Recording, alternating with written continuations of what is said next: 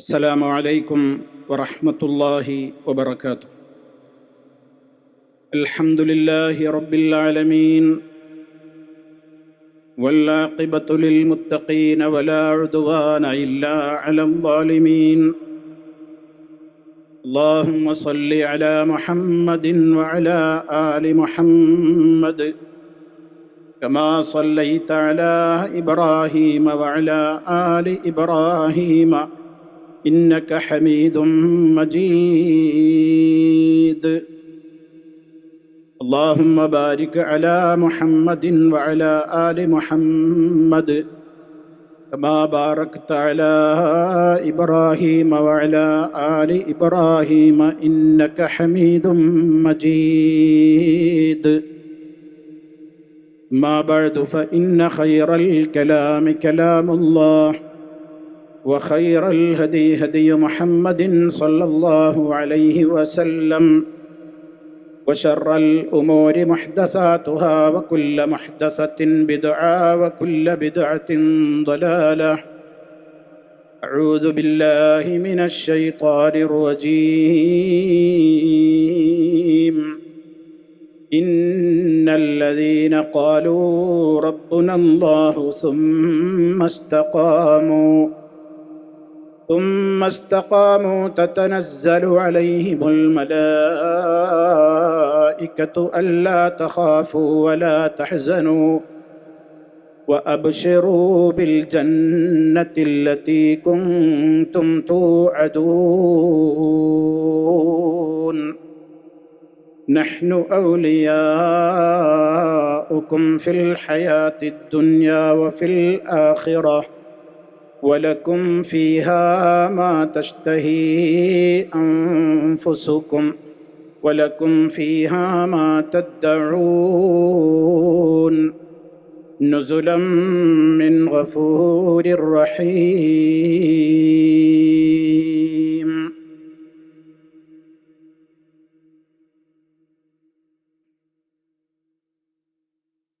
അല്ലാഹുവിൻ്റെ മഹത്തായ അനുഗ്രഹത്താൽ ഈ വിജ്ഞാന സദസ്സിലും വേദിയിലും എത്തിച്ചേരുവാൻ തൗഫീഖ് കിട്ടിയിട്ടുള്ള എൻ്റെ പ്രിയപ്പെട്ട സഹപ്രവർത്തകന്മാരെ, സഹോദരീ സഹോദരന്മാരെ, സുഹൃത്തുക്കളെ, റഹ്മാനായ റബ്ബ് സുബ്ഹാനഹു വ തആലയുടെ എല്ലാ അർത്ഥത്തിലുമുള്ള ബറകാത്തുകളും അനുഗ്രഹങ്ങളും നമ്മിൽ സദാ വർഷിച്ചുകൊണ്ടിരിക്കുമാറാകട്ടെ എന്ന് ആമുഖമായി ദുആ ചെയ്യുകയാണ്. ഇവിടെ കുടുംബം തണലാകണം എന്ന വിഷയത്തെ സംബന്ധിച്ചും അതേപോലെ തന്നെ നമ്മുടെ യഥാർത്ഥത്തിലുള്ള ബാധ്യതകളെ ഓർമ്മപ്പെടുത്തുന്ന വിധത്തിൽ സമകാലിക ഇസ്ലാമും ലോകവും എന്ന വിഷയവുമായി ബന്ധപ്പെട്ടുകൊണ്ടും അതിൻ്റെയൊക്കെ തുടർച്ചയായി വൈവാഹിക മേഖലകളിൽ നടമാടിക്കൊണ്ടിരിക്കുന്ന അനിസ്ലാമികമായ പ്രവണതകളെ വരച്ചു കാണിച്ചുകൊണ്ടുമുള്ള പ്രഭാഷണം നിങ്ങൾ ശ്രവിച്ചവരാണ്. ശേഷം ഈ മഹത്തായ സമ്മേളനം സമാപിക്കുമ്പോൾ നമ്മുടെ മനസ്സുകളിൽ ഉണ്ടാകേണ്ടുന്ന പരമപ്രധാനമായ ഏറ്റവും വലിയ ബാധ്യതയെ ഓർമ്മപ്പെടുത്തുന്ന ഏതാനും ചില കാര്യങ്ങൾ എൻ്റെയും എൻ്റെ പ്രിയ സഹോദരീ സഹോദരങ്ങളുടെയും മനസ്സുകളിലേക്ക് ഇട്ട് തന്നുകൊണ്ട് എൻ്റെ സംസാരം അവസാനിപ്പിക്കുവാനാണ് ഞാൻ ഉദ്ദേശിക്കുന്നത്. നമ്മുടെ എല്ലാവരുടെയും ആഗ്രഹം ഈ ലോകത്തു നിന്ന് മരണപ്പെടുന്ന വേളയിൽ യഥാർത്ഥ വിശ്വാസിയായി ഈ ലോകത്തു നിന്ന് വിട പറയുവാൻ സാധ്യമാകണം എന്നതാണ്. അങ്ങനെ അന്ത്യം നന്നാകണേ എന്ന് മനമുരുകി അള്ളാഹുവിനോട് നിരന്തരം തേടിക്കൊണ്ടിരിക്കുന്നവരാണ് ഞാനും നിങ്ങളും. റഹ്മാനായ റബ്ബ് സുബ്ഹാനഹു വ തആല ആ നിലക്കുള്ള ഒരു അന്ത്യം നമുക്കെല്ലാവർക്കും പ്രദാനം ചെയ്യുമാറാകട്ടെ. ഇവിടെ സംസാരിക്കുമ്പോൾ നേരത്തെ ഇവിടെ സൂചിപ്പിച്ചതുപോലെ പല വിധത്തിലുള്ള ആഗ്രഹങ്ങളും അതുപോലെ തന്നെ പ്രയാസങ്ങളുമൊക്കെയായി ഇവിടെ ഇരിക്കുന്ന ഒരുപാട് ആളുകളുണ്ടാകും. അള്ളാഹു എല്ലാവരുടെയും പ്രയാസങ്ങളെ ദൂരീകരിക്കുകയും നമ്മിൽ നിന്ന് മരണപ്പെട്ടു പോയവർക്ക് അള്ളാഹു പുറത്തു കൊടുക്കുകയും സ്വർഗം നൽകുകയും ചെയ്യുമാറാകട്ടെ എന്നുകൂടി തുടക്കത്തിലെ ദുആ ചെയ്യുകയാണ്. ഈ പ്രദേശത്തെയുള്ളവൻ ആദ്യമായാണ് സംസാരിക്കുന്നത്. ഈ ഭാഗത്ത് വരണമെന്നും സംസാരിക്കണമെന്നും ആഗ്രഹിച്ച എൻ്റെ പ്രിയപ്പെട്ട ഒരു സ്നേഹിതനുണ്ടായിരുന്നു, എട്ടിക്കുളത്തും സ്വദേശിയായ മുത്തലിബ്. ഞാൻ അദ്ദേഹത്തെ ആദ്യം തന്നെ ഓർക്കുകയാണ്. പല തവണ ഈ ഉള്ളവനോട് അദ്ദേഹം ആവശ്യപ്പെട്ടതാണ്. പക്ഷേ ഇപ്പോഴാണ് ഇവിടെ വരാൻ തൗഫീഖുണ്ടായത്. അല്ലാഹു സുബ്ഹാനഹു വ തആല ആ സഹോദരൻ്റെ ഖബറിടം സ്വർഗത്തോപ്പാക്കി കൊടുക്കുകയും ഉന്നതമായ സ്ഥാനം അള്ളാഹുവിൻ്റെ അടുക്കൽ നൽകി ആദരിക്കുകയും ചെയ്യുമാറാകട്ടെ. അതേപോലെ തന്നെ ഇവിടെയുള്ള ഈ സദസ്സിലുള്ളവരും അല്ലാത്തവരുമായ ഒട്ടേറെ ആളുകളുടെ ബന്ധപ്പെട്ട ആളുകൾ മരണപ്പെട്ടു പോയവരുണ്ടാകും, അതിൽ നമ്മുടെ മാതാപിതാക്കൾ ഉണ്ടാകും, മറ്റെല്ലാവർക്കും റഹ്മാനായ റബ്ബ് അവരുടെയൊക്കെ ഖബറുകൾ സ്വർഗത്തോപ്പാക്കി കൊടുക്കുമാറാകട്ടെ. നമ്മയും അവരെയും അള്ളാഹു അവൻ്റെ സ്വർഗത്തിൽ ഒരുമിച്ച് കൂട്ടുകയും ജഹന്നമിൽ നിന്ന് കാത്തു രക്ഷിക്കുകയും ചെയ്യുമാറാകട്ടെ. സഹോദരങ്ങളെ, അല്ലാഹു സുബ്ഹാനഹു വ തആലയുടെ അടുക്കലേക്കുള്ള യാത്രയാണ് നമ്മുടെ മരണവേള.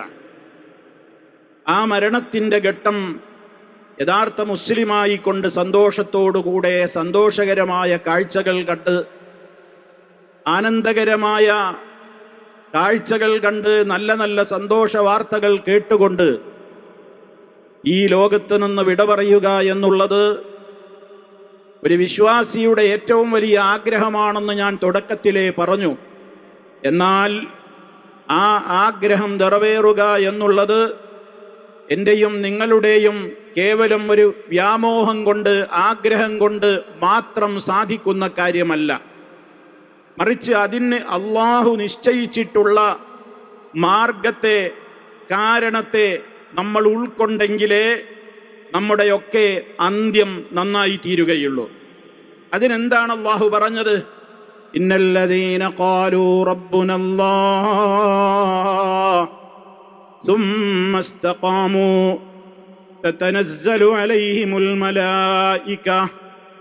തീർച്ചയായും നമ്മുടെ റബ്ബ് അല്ലാഹുവാണെന്ന് പറഞ്ഞവർ, ഇന്നല്ലദീന ഖാലൂ റബ്ബുനല്ലാഹ്. ശുദ്ധ ഖുർആനിൻ്റെ വചനങ്ങൾ കേൾക്കുമ്പോൾ നമ്മുടെ മനസ്സുകളിൽ വളരെയേറെ ഭക്തിയോടുകൂടെ നമ്മൾ ആലോചിക്കണം.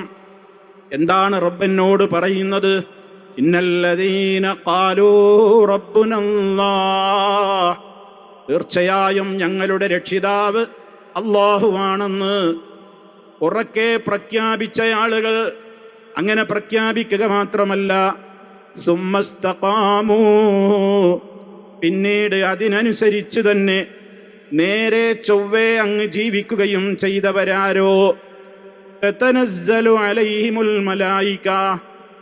ആ ആളുകൾ മരിക്കുന്ന വേളയിൽ മലക്കുകൾ അവരുടെ സമീപത്ത് ഇറങ്ങുകയായി അവരോട് സന്തോഷ വാർത്തയാണ് അറിയിക്കുന്നത്.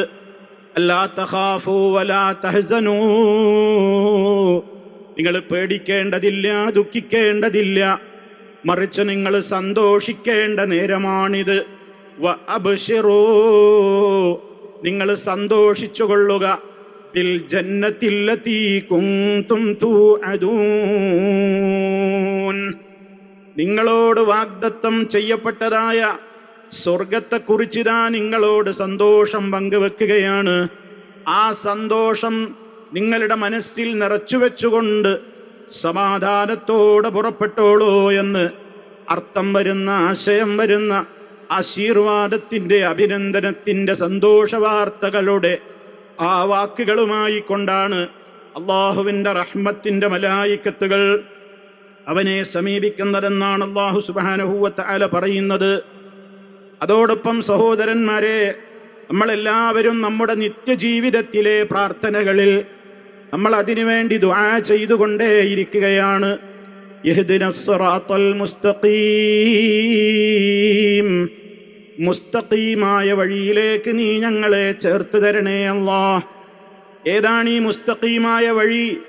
ഇവിടെ നിങ്ങൾ നേരത്തെ കേട്ടില്ലേ, ഞങ്ങളുടെ റബ്ബ് അള്ളയാണെന്ന് പറഞ്ഞ് സുമ്മസ്തഖാമു, പിന്നീട് അതേപോലെ തന്നെ ഇസ്തിഖാമത്തോടെ ജീവിച്ച ആളുകൾ, അഥവാ അള്ളാഹു പരിചയപ്പെടുത്തിയിട്ടുള്ള ആ മുസ്തഖീമായ യഥാർത്ഥമായ വഴിയിലൂടെ യാതൊരു പിഴകും സംഭവിക്കാതെ അതിൽ നിന്ന് തെറ്റിമാറാതെ ആ നിലക്ക് നേരെ ചൊവ്വേ ജീവിക്കുന്നവർക്കാണ് നല്ല മരണമുണ്ടാവുക എന്ന് പറഞ്ഞല്ലോ. ആ മാർഗത്തെയാണ് നമ്മൾ ദിനേന റബ്ബിനോട് ചോദിക്കുന്നത്. റഹ്മാനായ റബ്ബേ, നീ ഞങ്ങൾക്ക് മുസ്തഖീമായ വഴിയിലേക്ക് നീ ഞങ്ങളെ ചേർത്തു തരണം. എന്നിട്ട് നമ്മൾ പറയുന്നു, ഏതാണ് ആ വഴി? സിറാത്തല്ലദീന അൻഅംത അലൈഹിം, നീ അനുഗ്രഹിച്ചവരുടെ വഴിയാണത്. നീ അനുഗ്രഹിച്ചവരുടെ വഴിയിലേക്കാണ് അല്ലാഹുവേ നീ ഞങ്ങളെ ചേർത്ത് തരേണ്ടത്. ഗൈരിൽ മഗ്ദൂബി അലൈഹിം, കോപത്തിന് വിധേയമായവരുടെ വഴിയിലല്ല ചേർക്കേണ്ടത്. വലദ്ദാല്ലീൻ, അതുപോലെ തന്നെ വഴിപിഴച്ചു പോയവരുടെ മാർഗത്തിലേക്കുമല്ല. പിഴച്ചുപോയ കക്ഷികളുടെയോ അതുപോലെ തന്നെ നിന്റെ കോപത്തിന് വിധേയരായ ആളുകളുടെയോ മാർഗത്തിലേക്ക് ചേർക്കാതെ, അതിൽ പെട്ടുപോകാതെ, യഥാർത്ഥത്തിൽ നിന്റെ അനുഗ്രഹത്തിന് പാത്രീഭൂതരായിട്ടുള്ള അർഹത നേടിയിട്ടുള്ള മഹാന്മാരുടെ വഴിയിലേക്ക് നീ ഞങ്ങളെ ചേർത്ത് തരണേ അല്ലാഹ്. ഇതാണ് നമ്മുടെ പ്രാർത്ഥനയിൽ അഖിലം നമ്മൾ പ്രാർത്ഥിച്ചു കൊണ്ടിരിക്കുന്നത്.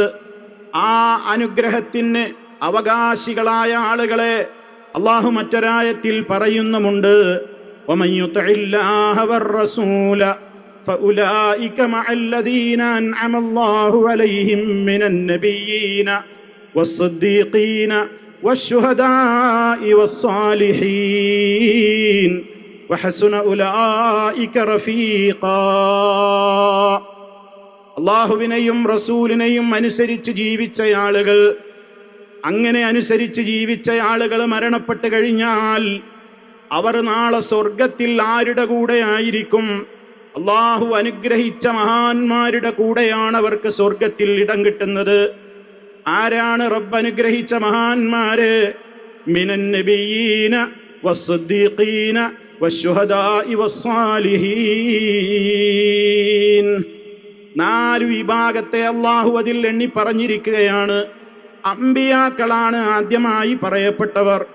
പിന്നീട് അള്ളാഹു പറഞ്ഞതാരെയാണ്? സത്യസന്ധന്മാര്, സിദ്ദീഖീങ്ങള്.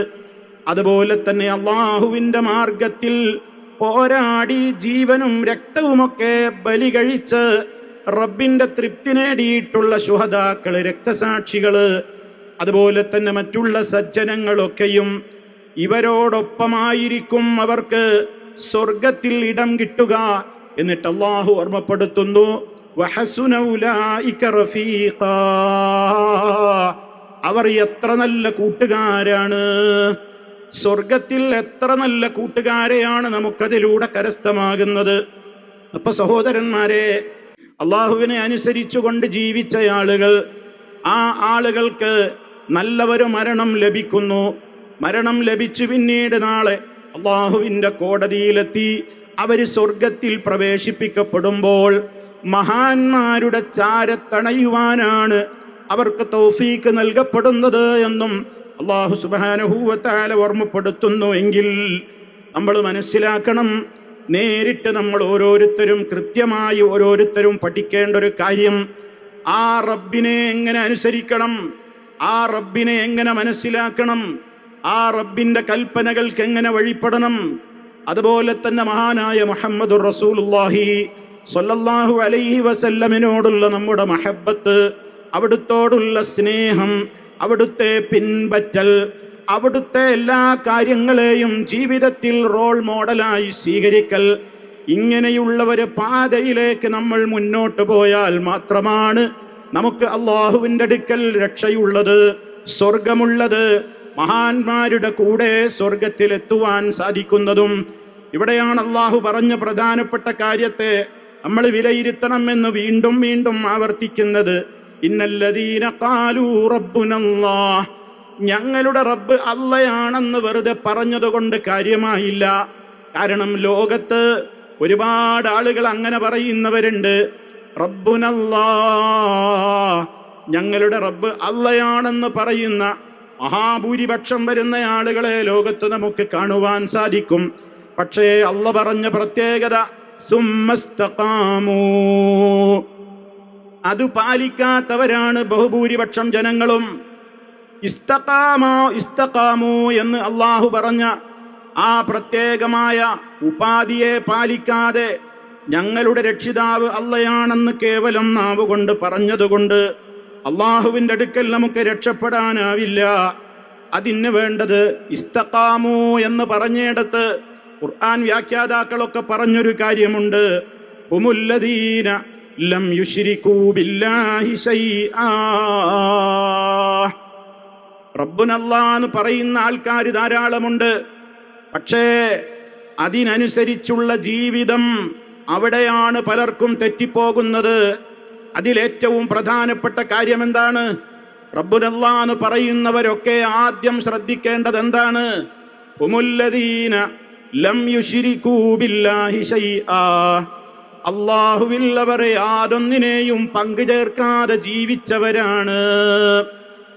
അല്ലാഹുവിൽ യാതൊന്നിനെയും പങ്കു ചേർക്കാത്ത ജീവിതമാണ് വേണ്ടത്. ശിർക്ക് ഒരണു അളവ് പോലും ജീവിതത്തിൽ വരാതെ ജീവിതത്തിൻ്റെ എല്ലാ കാര്യങ്ങളിലും അല്ല പറഞ്ഞ ആ ഇസ്തിഖാമത്ത്, അല്ലാഹു പറഞ്ഞ ആ യഥാർത്ഥത്തിലുള്ള മാർഗത്തിലൂടെ മുന്നോട്ട് പോകുന്ന കക്ഷികളാരോ, അഥവാ റഹ്മാനായ റബ്ബിനെ മാത്രം റബ്ബായി അംഗീകരിച്ച് മറ്റുള്ളവരിലേക്ക് പ്രാർത്ഥനകളോ നേർച്ചകളോ ആരാധനയുടെ ഏതെങ്കിലും ഒരംശമോ തിരിക്കാതെ, റബ്ബല്ലാത്തവരിലേക്ക് ഇബാദത്തിന്റെ ഒരംശവും ഒരു നിലക്കും സങ്കൽപ്പിക്കാതെ സമർപ്പിക്കാതെ ശുദ്ധമായ ഈമാനോടുകൂടെ ആര് മുന്നോട്ട് പോകുന്നുവോ അവരുടെ പ്രവർത്തനങ്ങൾക്കാണ് റബ്ബിൻ്റെ അടുക്കൽ സ്വീകാര്യതയുണ്ടാവുക. അവരാണ് റബ്ബിനെ സന്തോഷപൂർവ്വം കണ്ടുമുട്ടുവാനും അവർക്കാണ് സാധിക്കുക. അതല്ലേ സൂറത്തുൽ കഹ്ഫിന്റെ അവസാന ഭാഗത്തും അല്ലാഹു പറയുന്നത്, ഫമൻ കാന യർജൂ ലിഖാഅ റബ്ബിഹി, ആര് തൻ്റെ യജമാനനായ റബ്ബിനെ കണ്ടുമുട്ടണമെന്ന് ആഗ്രഹിക്കുന്നുവോ എങ്കിൽ അവൻ എന്ത് ചെയ്യട്ടെ? ഫൽയഅമൽ അമലൻ സാലിഹാ, അവൻ ഏറ്റവും നല്ല നിലക്ക് സൽക്കർമ്മങ്ങൾ അവൻ പ്രവർത്തിക്കട്ടെ. വലാ യുശ്രിക് ബിഇബാദത്തി റബ്ബിഹി അഹദാ,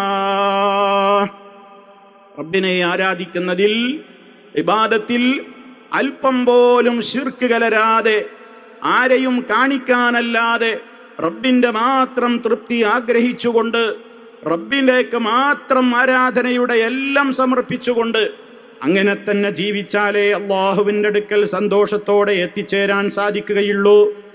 ആ മാർഗത്തിൽ നിന്ന് ആര് തെറ്റിപ്പോയോ ആ തെറ്റിപ്പോയ കക്ഷികൾക്കെല്ലാം അള്ളാഹുവിൻ്റെ അടുക്കൽ അവർക്ക് സ്ഥാനമില്ലെന്ന് മാത്രമല്ല, നരകത്തിയിലേക്കാണ് അവർ പോകുന്നത്. ഇത് നബി സല്ലല്ലാഹു അലൈഹി വസല്ലമ വളരെ കൃത്യമായി തൻ്റെ സ്വഹാബത്തിനോട് പറഞ്ഞതാണ്. സന്മാർഗത്തിൻ്റെ പാത ഒന്നേയുള്ളൂ. നമ്മൾ അല്ലാഹുവിനോട് ചോദിക്കുന്നത് മുസ്തഖീമായ വഴിയാണ്, ആ നേരെ ചൊവ്വേയുള്ള വഴി.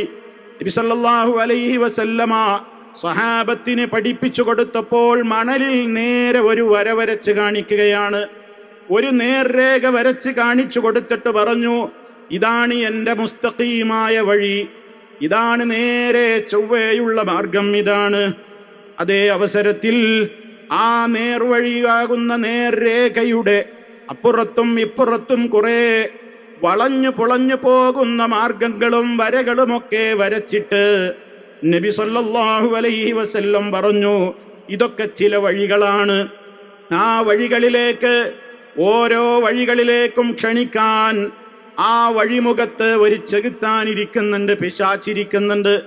ആ പിശാച്ച് ആ മാർഗത്തിലേക്കാണ് ജനങ്ങളെ ക്ഷണിച്ചു കൊണ്ടുപോകുന്നത്. അതുകൊണ്ട് ഈ നേരായ മാർഗത്തിൽ നിന്ന് തെറ്റിപ്പോകാതെ ഇതിനെ മുറുകെ പിടിച്ചുകൊണ്ട് നിങ്ങൾ ജീവിക്കണേ. വഅന്ന ഹദാ സിറാത്തീ മുസ്തഖീമാ, ഇതാണ് എൻ്റെ നേരായ മാർഗം. ഫത്തബിഊഹു, നിങ്ങൾ അതിനെ മാത്രം പിൻപറ്റണേ. വലാ തത്തബിഉസ് സുബുൽ, മറ്റു മാർഗങ്ങളെ നിങ്ങൾ പിൻപറ്റല്ലേ. അങ്ങനെ പിൻപറ്റിക്കഴിഞ്ഞാലുള്ള പ്രശ്നം എന്താണ്? ഈ യഥാർത്ഥമായ വഴിയിൽ എന്നത് നിങ്ങളെ തെറ്റിച്ചു കളയും.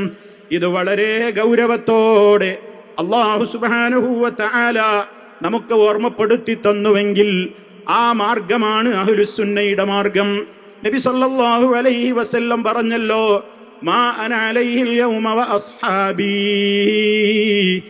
ഞാനും എൻ്റെ സഹാബത്തും ഇന്ന് നിലനിൽക്കുന്ന വിശ്വാസങ്ങളേതോ ആചാരങ്ങളേതോ നടപടിക്രമങ്ങളേതോ അതിനെ പിൻപറ്റി അതിനെ അനുധാവനം ചെയ്തുകൊണ്ട് മുന്നോട്ട് പോകുന്ന കക്ഷികൾ, അവർക്കാണ് വിജയം വരിക്കാൻ സാധിക്കുക എന്ന് നബി സല്ലല്ലാഹു അലൈഹി വസല്ലമ വേറെയും സഹാബിമാരോട് മറ്റവസരത്തിൽ വിശദീകരിച്ചു കൊടുത്തിട്ടുമുണ്ട്. എൻ്റെ സഹോദരന്മാരെ, നിങ്ങൾ മനസ്സിലാക്കേണ്ടത്, ഇവിടെ അല്ലാഹ് എന്ന് പറയുന്ന കക്ഷികൾ അള്ളാഹുവിനെ റബ്ബായി അംഗീകരിച്ച കക്ഷികൾ തന്നെ ആ ആശയത്തിൽ നിന്ന് തെറ്റിക്കൊണ്ടുള്ള ജീവിതമല്ലേ കാണുന്നത്. സൂറത്ത് യൂസുഫിന്റെ അവസാന ഭാഗത്ത് റബ്ബ് ഓർമ്മപ്പെടുത്തി, വമാ യുഅ്മിനു അക്സറുഹും ബില്ലാഹ് ഇല്ലാ വഹും മുശ്രികൂൻ, അവരിൽ അധിക പേരും അള്ളാഹുവിൽ വിശ്വസിക്കുന്നില്ല. ഇല്ലാ വഹും മുശ്രികൂന, അവർ ശിർക്ക് ചെയ്തുകൊണ്ടല്ലാതെ. ബഹുഭൂരിപക്ഷം വരുന്ന ആളുകളും ലോകത്ത് മതവിശ്വാസികളാണ്. ദൈവമില്ല, പ്രപഞ്ചത്തിന് സൃഷ്ടാവില്ല എന്നൊക്കെ പറയുന്നവർ വിശ്വാസികളെ അപേക്ഷിച്ച് വളരെ അവരുടെ എണ്ണം കുറവാണ്. അങ്ങനെ ലോകത്ത് മതവിശ്വാസികളാണ് മെജോറിറ്റി, ഭൂരിപക്ഷമെങ്കിലും ഒരു തകരാറ് അള്ള പറയുന്നത് എന്താണ്? അവരിൽ അധിക പേരും അല്ലാഹുവിൽ വിശ്വസിക്കുന്നില്ല. ഇല്ലാ വഹും മുശ്രികൂൻ, അവർ ശിർക്ക് ചെയ്തുകൊണ്ടല്ലാതെ. അത് വിശദീകരിക്കുന്നിടത്ത് മുഫസ്സിരീങ്ങൾ പറയുന്നുണ്ട്, ലോകത്ത് ശിർക്ക് ചെയ്യുന്ന ആരെ നിങ്ങൾ എടുത്തു നോക്കിയാലും ഫലൈസ അഹദുൻ യുശ്രികു ബിഹി ഇല്ലാ വഹുവ മുഅ്മിനും ബിഹി, അല്ലാഹുവിൽ വിശ്വസിച്ചുകൊണ്ട് തന്നെയാണ് അധികം ആളുകളും എന്ത് ചെയ്യുന്നത്? ശിർക്ക് ചെയ്യുന്നത്. അലാ തറാ, നീ കാണുന്നില്ലേ? കൈഫ കാനത്തിൽ അറബു തുലബ്ബി, അറബികൾ തൽബിയത്ത് ചൊല്ലിയിരുന്നത് പ്രകാരമാണ്. ലബ്ബൈക അല്ലാഹുമ്മ ലബ്ബൈക ലബ്ബൈക ലാ ശരീക ലക ഇല്ലാ ശരീകൻ ഹുവ ലക തംലികുഹു വമാ മലക എന്നിങ്ങനെ അവർ തൽബിയത്ത് ചൊല്ലിയിരുന്നു. നബി സല്ലല്ലാഹു അലൈഹി വസല്ലമിന്റെ കാലത്തുണ്ടായിരുന്ന മുശ്രിക്കുകളുടെ തൽബിയത്താണ് ഈ കൽപ്പിച്ചത്. അവരും പറഞ്ഞതെന്താണ്? അല്ലാഹുവേ, നിന്റെ വിളിക്ക് ഉത്തരം ചെയ്തുകൊണ്ട് ഞങ്ങൾ വരുന്നു. ലബ്ബൈക് അല്ലാഹുമ്മ ലബ്ബൈക് അബൂജഹിൽ അടക്കമുള്ള മുശ്രിക്കുകൾ പറഞ്ഞ തൽബിയത്താണ്. പക്ഷേ അവരതിൽ ചില കളവുകൾ ചേർത്തിട്ടുണ്ട്. അവരതിൽ നിന്ന് തെറ്റിപ്പോകുന്ന ചില ആശയങ്ങൾ അതിൻ്റെ കൂടെ അവർ ചേർത്ത് പറഞ്ഞിട്ടുണ്ട്. അല്ലാഹുവേ, നിനക്കൊരു പങ്കാളിയുമില്ലെന്ന് പറഞ്ഞു. പിന്നെ അവർ പറഞ്ഞതെന്താണ്? ഇല്ലാ ശരീക്കൻ, ഒരു പങ്കാളി നിനക്കുണ്ട്. ആ പങ്കാളിയുടെ പ്രത്യേകത എന്താണ്? നിന്നെപ്പോലെ സ്വയം കഴിവുള്ള പങ്കാളിയാണെന്നൊന്നും ഞങ്ങൾ വിശ്വസിക്കുന്നില്ല. നിന്നെപ്പോലെ ലോകം പടച്ചവനാണെന്നോ ലോകത്തെ മുഴുവൻ നിയന്ത്രിക്കുന്നയാളാണെന്നോ ജീവിപ്പിക്കുന്നവനാണെന്നോ മരിപ്പിക്കുന്നവനാണെന്നോ എന്നൊന്നും ഞങ്ങൾക്ക് വിശ്വാസമില്ല. ആ പങ്കാളിയും നിന്റെ ഉടമസ്ഥതയിൻ കീഴിൽ തന്നെയുള്ള പങ്കാളിയാണ്. തംലികുഹു, നീയാണ് ആ പങ്കാളിയെ ഉടമപ്പെടുത്തുന്നത്. ആ പങ്കാളിക്ക് എന്തൊരു കഴിവുണ്ടോ ആ കഴിവുകളൊക്കെ നീ കൊടുത്ത കഴിവാണ്. നീ ഉടമപ്പെടുത്തിയ കഴിവല്ലാത്ത ഒരു കഴിവും അവർക്കില്ല. അങ്ങനെയുള്ള ചില പങ്കാളികൾ നിനക്കുണ്ട് എന്ന് തെൽബിയത്തിൽ അവർ ചേർത്തു പറഞ്ഞപ്പോൾ നബി സല്ലല്ലാഹു അലൈഹി വസല്ലമ അവരുടെ തെൽബിയത്തിന്റെ ആദ്യ ഭാഗത്തിന് അംഗീകാരം കൊടുക്കുകയും രണ്ടാം ഭാഗത്തെ എതിർക്കുകയും ചെയ്തു എന്നുള്ളത് സഹീഹായ ഹദീസുകളിൽ നമുക്കതാ കാണുവാൻ സാധിക്കുന്നു. ഇവിടെയാണ് പ്രിയമുള്ളവരെ നമ്മൾ ആലോചിക്കേണ്ടത്. അല്ലാഹുവാണ് റബ്ബെന്ന് പറഞ്ഞതുകൊണ്ട് മരണം നന്നാകുമോ?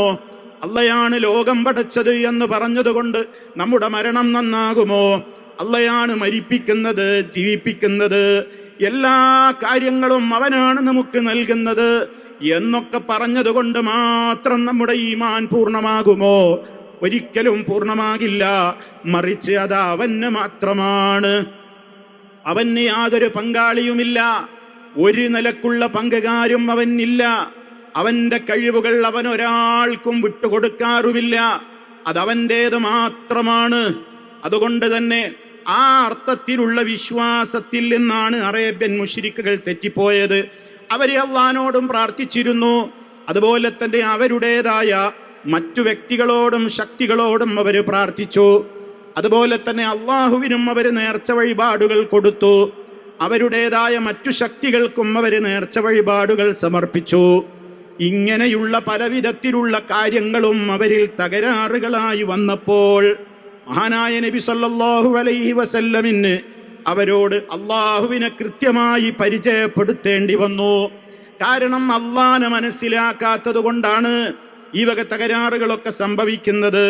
നമുക്കും തകരാറ് വരിക അപ്പോഴാണ്. റബ്ബിനെ എങ്ങനെ മനസ്സിലാക്കണം? റബ്ബിന്റെ നാമങ്ങളിലൂടെ നമ്മൾ മനസ്സിലാക്കണം.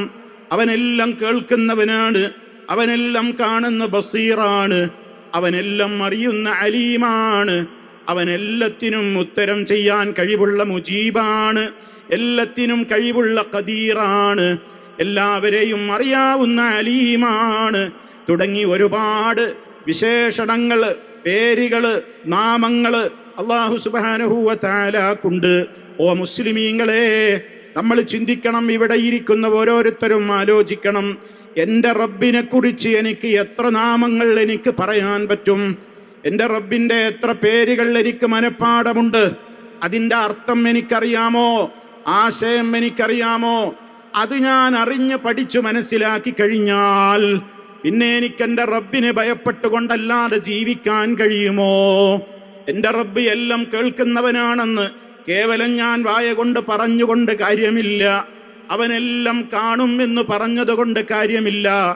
ആ വിശ്വാസം എൻ്റെ കൽബിലേക്ക് കയറിയിട്ടുണ്ടെങ്കിൽ, എൻ്റെ റബ്ബ് എല്ലാം കേൾക്കുന്നവനാണ്, കാണുന്നവനാണെങ്കിൽ, എൻ്റെ റബ്ബ് കേൾക്കാതെ, എൻ്റെ റബ്ബ് കാണാതെ എനിക്ക് പിന്നെ ഒരു പ്രവൃത്തി ചെയ്യാനാവില്ലെന്ന് വന്നാൽ ആ റബ്ബിനെ ഭയപ്പെട്ടുകൊണ്ടല്ലേ പിന്നെ നമ്മൾ ജീവിക്കൂ. ആര് കാണുന്നില്ലെങ്കിലും എൻ്റെ റബ്ബ് കാണുന്നുണ്ട്, ആര് കേൾക്കുന്നില്ലെങ്കിലും എൻ്റെ റബ്ബ് കേൾക്കുന്നുണ്ട്, ആരറിയുന്നില്ലെങ്കിലും എൻ്റെ റബ്ബ് അറിയുന്നുണ്ട് എന്നിങ്ങനെ അള്ളാഹിനെ സംബന്ധിച്ച് അവൻ്റെ എത്രയോ ഉത്കൃഷ്ടമായ നാമങ്ങളുണ്ട്. അസ്മാഉൽ ഹുസ്ന. അതിങ്ങനെ കാറിൽ ടാഗാക്കി തൂക്കിയിടാനുള്ളതല്ല, വീട്ടിൽ ഫ്രെയിം ചെയ്ത് ചുമരിന് അലങ്കാരമാക്കാനുള്ളതുമല്ല. അസ്മാഉൽ ഹുസ്നകൾ നമുക്ക് പഠിക്കാനുള്ളതാണ്, അർത്ഥം ചിന്തിക്കാനുള്ളതാണ്, ആശയം ഗ്രഹിക്കാനുള്ളതാണ്, അതനുസരിച്ച് ജീവിതത്തെ ക്രമീകരിക്കാനുള്ളതാണ്. ഇങ്ങനെ റബ്ബിനെ ഭയപ്പെട്ടുകൊണ്ട് സ്ത്രീക്കും പുരുഷനും ആരാരുമില്ലാത്ത ഏത് രാജ്യത്തവൻ എത്തിപ്പെട്ടാലും, ആരും തന്നെ നിയന്ത്രിക്കുന്നില്ലെങ്കിലും, കാണുന്നില്ലെങ്കിലും, കേൾക്കുന്നില്ലെങ്കിലും, എന്നെ നോക്കുന്നില്ലെങ്കിലും, ഞാൻ ഏത് രാജ്യത്ത് ഒറ്റപ്പെട്ടവനായി ജീവിക്കുകയാണെങ്കിലും എൻ്റെ റബ്ബ് കാണുന്നുണ്ട്, കേൾക്കുന്നുണ്ട്, അറിയുന്നുണ്ട്. അവൻ്റെ കണ്ണുകൾക്ക് ഉറക്കമില്ല, മയക്കമില്ല. അവൻ സദാ എന്നെ നിരീക്ഷിച്ചു കൊണ്ടിരിക്കുകയാണ് എന്നിങ്ങനെ അള്ളാഹുവിനെ പറ്റി നമ്മളങ്ങ് മനസ്സിലാക്കുമ്പോൾ റബ്ബിനോടുള്ള നമ്മുടെ മഹബത്തിൻ്റെ ആഴം എത്രയാണ് വർദ്ധിക്കുന്നത്. അതേപോലെ തന്നെ അവൻ വദൂദാണ്. എൻ്റെ റബ്ബ് ഏറെ സ്നേഹമുള്ളവനാണ്, ഏറെ എന്നോട് വാത്സല്യമുള്ള റഊഫാണ്, എന്നോട് കൃപയുള്ള, എൻ്റെ പാപങ്ങൾ പുറത്തു തരുന്ന ഗഫൂറാണ്, ഏറെ എന്നോട് വിട്ടുവീഴ്ചയുള്ള അഫുവാണ്, ഏറെ എൻ്റെ എല്ലാ കാര്യങ്ങളെയും എന്തു ചോദിച്ചാലും എനിക്ക് സാധിച്ചു തരുന്ന മുഅ്തിയായ അല്ലാഹുവാണ്, നാഫിയായ അല്ലാഹുവാണ് തുടങ്ങി എത്രയെത്ര പേരുകളാണ് സഹോദരങ്ങളെ അല്ലാഹുവിനുള്ളത്. ഇവിടെ ഇരിക്കുന്ന ഓരോ സ്ത്രീ പുരുഷന്മാരും ചിന്തിക്ക്. നേരത്തെ ഞാൻ പറഞ്ഞതുപോലെ അള്ളാഹുവിൻ്റെ ഈ ഇസ്മുകളൊക്കെ നമുക്ക് പഠിക്കാനുള്ളതല്ലേ? എന്നിട്ട് നമ്മളൊക്കെ എത്ര പഠിച്ചോ? നമ്മളൊക്കെ എത്രയത് മനസ്സിലാക്കിയിട്ടുണ്ട്? അതൊക്കെ നമ്മൾ മനഃപ്പാടമാക്കിയാൽ സ്വർഗത്തിലെത്തുമെന്ന് നബിതങ്ങൾ പറയുന്നത് അത് കേവലം ബൈഹാർട്ടാക്കൽ മാത്രമല്ല, അതിൻ്റെ ആശയങ്ങളനുസരിച്ച് ജീവിച്ചു കഴിഞ്ഞാൽ ജീവിതത്തിൽ നല്ല തഖ്വയുണ്ടാകും, നല്ല പടച്ചവനെ പേടിയുണ്ടാകും. ആരും പിന്നെ നമ്മളെ നിയന്ത്രിക്കണ്ട, ആരും പിന്നെ നമ്മളെ ഇങ്ങനെ പിന്നാലെ നടന്നിട്ട് ഇവനെന്താ ചെയ്യുന്നത് എന്ന് നോക്കാൻ ആള് വേണ്ട. കാരണം അവൻ ഉറച്ചു വിശ്വസിച്ചു കഴിഞ്ഞു, എൻ്റെ റബ്ബ് ഇതൊക്കെയാണ്. അതുകൊണ്ട് അവൻ എന്നെ സദാ നിരീക്ഷിച്ചു കൊണ്ടിരിക്കുന്ന റഖീബാണ്. അവനെല്ലാം അറിയുന്നുണ്ട്, കേൾക്കുന്നുണ്ട്, കാണുന്നുണ്ട്. അങ്ങനെ എൻ്റെ മനസ്സിൽ എൻ്റെ റബ്ബിനോട് മഹബത്ത് വരുമ്പോൾ പിന്നെ എനിക്കെന്തിനാണ് പ്രാർത്ഥിക്കാൻ? മറ്റുള്ളവർ എല്ലാം കേൾക്കുന്ന റബ്ബൊരു വശത്തുണ്ടെങ്കിൽ ഞാൻ എന്തിന് മറ്റുള്ളവരോട് പ്രാർത്ഥിക്കണം? എന്നെ എപ്പോഴും കണ്ടുകൊണ്ടിരിക്കുന്ന റബ്ബ്, എൻ്റെ മനസ്സറിയുന്ന റബ്ബ്, ഞാൻ പറഞ്ഞില്ലെങ്കിൽ തന്നെയും എൻ്റെ ഓരോ കാര്യങ്ങളും നിരീക്ഷിച്ചു കൊണ്ടിരിക്കുന്ന, അറിഞ്ഞുകൊണ്ടിരിക്കുന്ന റബ്ബ്, എനിക്കെന്തിനാണ് പിന്നെ മറ്റുള്ളവരോട് പ്രാർത്ഥിക്കേണ്ട ആവശ്യം? കാരണം എൻ്റെ റബ്ബിനുള്ള ആ ഗുണങ്ങൾ മറ്റൊരാൾക്കുമില്ല. എൻ്റെ റബ്ബ് കാണും പോലെ കാണുന്നവരില്ല, കേൾക്കും പോലെ കേൾക്കുന്നവരില്ല, അറിയും പോലെ അറിയുന്നവരില്ല, അവന് കഴിവുള്ളതുപോലെ കഴിവുള്ളവരില്ല. അവൻ്റെ കഴിവുകൾ അവൻ വിട്ടുകൊടുത്തുകൂടെ എന്ന് ചോദിക്കുന്ന ആളുകളുണ്ട്. ഞങ്ങൾ മഹാന്മാരായ ആളുകളോടൊക്കെ സഹായം ചോദിക്കുന്നത് അവർക്കൊക്കെ അള്ള കഴിവുകൾ അങ്ങ് വിട്ടുകൊടുത്തിരിക്കുകയാണ്. അതുകൊണ്ട് എവിടെ വെച്ച് വിളിച്ചാലും അവരും കേൾക്കും, എവിടെ വെച്ച് വിളിച്ചാലും വിളിക്കുന്ന നമ്മളെ അവരും കാണും, അവരും സഹായത്തിന് ഓടിയെത്തും, അവരും നമ്മുടെ എല്ലാ കാര്യങ്ങളും അറിയുന്നു. അവർക്കും നമ്മുടെ ഹൃദയത്തിലെ വിചാരവികാരങ്ങൾ അറിയാം, അവർക്കും നമുക്ക് സന്താനങ്ങളെ തരാൻ അറിയാം, അവർക്കും നമ്മുടെ രോഗങ്ങൾ ശിഫയാക്കുവാൻ കഴിവുണ്ട്. പക്ഷേ അതൊന്നും അള്ളാനെ പോലെ അവരുടെ സ്വന്തം കഴിവല്ല, അള്ള അതൊക്കെ അവർക്ക് കൊടുത്ത കഴിവാണ്. ഇത് പറഞ്ഞതുകൊണ്ട് രക്ഷപ്പെടുമെന്നാണ് ചില സഹോദരങ്ങളും സുഹൃത്തുക്കളുമൊക്കെ തെറ്റിദ്ധരിച്ചത്. അതിനാണ് ഞാൻ നിങ്ങളോട് തുടക്കത്തിൽ പറഞ്ഞത്, എങ്കിൽ അബൂജഹൽ രക്ഷപ്പെടണ്ടേ, അറേബ്യൻ മുശ്രിക്കുകൾ രക്ഷപ്പെടണ്ടേ? കാരണം അവർ തെൽബിയത്ത് ചൊല്ലിയപ്പോൾ പറഞ്ഞത് എന്താണ്? അല്ലാഹുവേ നിനക്കൊരു പങ്കാളിയുമില്ല. പിന്നെ പറഞ്ഞതെന്താ? ചില പങ്കാളികൾ നിനക്കുണ്ട്, ആ പങ്കാളികൾ നിന്നെ പോലെ സ്വന്തം കഴിവുണ്ട് എന്ന് ഞങ്ങൾ പറയുന്നില്ല. ആ പങ്കാളികൾക്ക് എന്ത് കഴിവുണ്ടെങ്കിലും നീ കൊടുത്തതാണ്, നീ അവർക്ക് നൽകിയതാണ്, നിന്റെ കഴിവാണ് അവരിലൂടെയൊക്കെ ഇവിടെ വെളിവാകുന്നത് എന്നിങ്ങനെ വിശ്വസിച്ചതുകൊണ്ട് അവരുടെ വിശ്വാസം ശരിയായിരുന്നുവെങ്കിൽ റഹ്മാനായ റബ്ബിന്റെ റസൂല് എന്തിന് അവരെ എതിർക്കണം? ഇത് ഗൗരവത്തോടെ നമ്മൾ ആലോചിക്കണം. എന്തിനാ പിന്നെ അവരെ എതിർത്തത്? അതുകൊണ്ട് സഹോദരങ്ങളെ, ഇതേ വിശ്വാസത്തിൻ്റെ ആ ഒരവസ്ഥയിലേക്കാണ് എന്നും നമ്മുടെ സമൂഹവും പോയിക്കൊണ്ടിരിക്കുന്നത്. അപ്പൊ സഹോദരന്മാരെ, ഞാൻ പറഞ്ഞു വരുന്നത്, മഹാന്മാരായ പ്രവാചകന്മാർ കാണിച്ചു തന്ന ആ ശരിയായ മുസ്തഖീമായ വഴി, ആ മുസ്തഖീമായ വഴിയിൽ നിന്ന് തെറ്റിപ്പോകുവാൻ ആളുകളെ കാരണമാക്കിയതെന്താണ്? അവര് അല്ലാഹു സുബ്ഹാനഹു വ തആലയെ മനസ്സിലാക്കേണ്ട നിലക്ക് മനസ്സിലാക്കിയില്ല, അറിയേണ്ട നിലക്ക് അറിഞ്ഞില്ല. റബ്ബിന്റെ കഴിവുകളതാ അവർ പലർക്കും അങ്ങോട്ട് പലരിലേക്കും അങ്ങ് സങ്കല്പിച്ചു കൊടുത്തു. അതിനവർ പറഞ്ഞ കാരണം അതൊക്കെ അള്ള കൊടുത്തതാണ്, അള്ള അങ്ങ് മുൻകൂട്ടി എല്ലാം കൊടുത്തിരിക്കുന്നു. എത്രത്തോളം ഫോണിന്റെ ഉദാഹരണം വരെ ഇവിടെ പറയുന്നുണ്ട് മുസ്ലിയാക്കന്മാര്. അതാ, ഞാനൊരാൾക്കൊരു ഫോണ് കൊടുത്താൽ, ഒരു മൊബൈൽ കൊടുത്താൽ, ആ മൊബൈൽ ഞാനൊരാൾക്ക് കൊടുത്തു കഴിഞ്ഞാൽ പിന്നെ അയാൾക്ക് അയാളുടേതായ ഇഷ്ടത്തിനനുസരിച്ച് ആ മൊബൈല് ഓപ്പൺ ചെയ്യുവാനും ഓഫ് ചെയ്യുവാനും ചാറ്റ് ചെയ്യുവാനും സംസാരിക്കുവാനും ഉപയോഗിക്കുവാനുമൊക്കെ അയാൾക്ക് പിന്നെ സ്വാതന്ത്ര്യമുണ്ടല്ലോ. ഇതേപോലെ അല്ലാഹു സുബ്ഹാനഹു വ തആല മഹാന്മാരായ അമ്പിയാക്കൾക്ക്, ഔലിയാക്കൾക്ക്, ശുഹദാക്കൾക്ക് ഒക്കെ കഴിവുകളങ്ങ് ആദ്യമേ അങ്ങ് കൊടുത്തിരിക്കുകയാണ്. ആ കഴിവുകളിൽ നിന്ന് നമുക്ക് ചോദിച്ചാൽ അവരങ്ങ് തരും. അവർക്കതിന് സ്വാതന്ത്ര്യമുണ്ട്, അവർക്കതിന് അവസരം നേരത്തെ കൊടുത്തു കഴിഞ്ഞിട്ടുണ്ട്. ഈ വക അന്ധവിശ്വാസങ്ങളിലൂടെ സമൂഹത്തെ ശിർക്കിലേക്ക് നയിച്ചു കൊണ്ടിരിക്കുന്ന ഒരു കൂട്ടം ആളുകളെയാണ് നമുക്കിന്ന് കണ്ടുകൊണ്ടിരിക്കുന്നത്. അതുകൊണ്ട് തന്നെ പ്രിയമുള്ളവരെ, മഹാന്മാരായ അമ്പിയാക്കളുടെ വഴിയിലല്ല ഈ വിശ്വാസം, അത് ആ അമ്പിയാക്കളുടെ എതിരാളികളുടെ വഴിയാണ്. മഹാന്മാരായ സിദ്ദീഖീങ്ങളുടെ വഴിയല്ല ഈ വിശ്വാസം, അതവരുടെ എതിരാളികളുടെ വഴിയാണ്. ശുഹദാക്കളുടെ വഴിയല്ല ഈ വിശ്വാസം, അതവരുടെ എതിരാളികളുടെ വഴിയാണ്. നിങ്ങൾ നോക്കൂ, ഈ ലോകത്ത് എത്രയെത്ര മഹാരഥന്മാരായ ആളുകൾ കഴിഞ്ഞുപോയി. വിശുദ്ധ ഖുർആൻ എടുത്ത് പരിശോധിച്ചു നോക്കൂ, എത്രയെത്ര നബിമാരുടെ ദുആകളുണ്ട്. എവിടെയെങ്കിലും റബ്ബിനോടല്ലാത്ത ഒരു ദുആ നമുക്ക് കാണാൻ കഴിയുമോ? ഞാൻ ഓരോ നബിമാരുടെയും ദുആകൾ ഇവിടെ എണ്ണിപ്പറയുന്നില്ല, സമയത്തിന്റെ പരിമിതിയുണ്ട്. അതേ അവസരത്തിൽ ഓരോ നബിമാരുടെയും ദുആകൾ ഖുർആനിലില്ലേ? അവരൊക്കെ ആരോട് തേടി? അതുപോലെ തന്നെ ശുഹദാക്കളുടെ ദുആകളില്ലേ? സിദ്ദീഖീങ്ങളുടെ ദുആകളില്ലേ?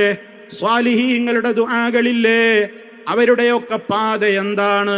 ആ പാതയിലേക്ക് ചേർക്കണമെന്ന് ആത്മാർത്ഥമായി നമ്മൾ പ്രാർത്ഥിക്കുന്നവരാണെങ്കിൽ അവരൊക്കെ ആരോട് തേടിയോ അവരോടല്ലേ നമ്മളും തേടേണ്ടത്.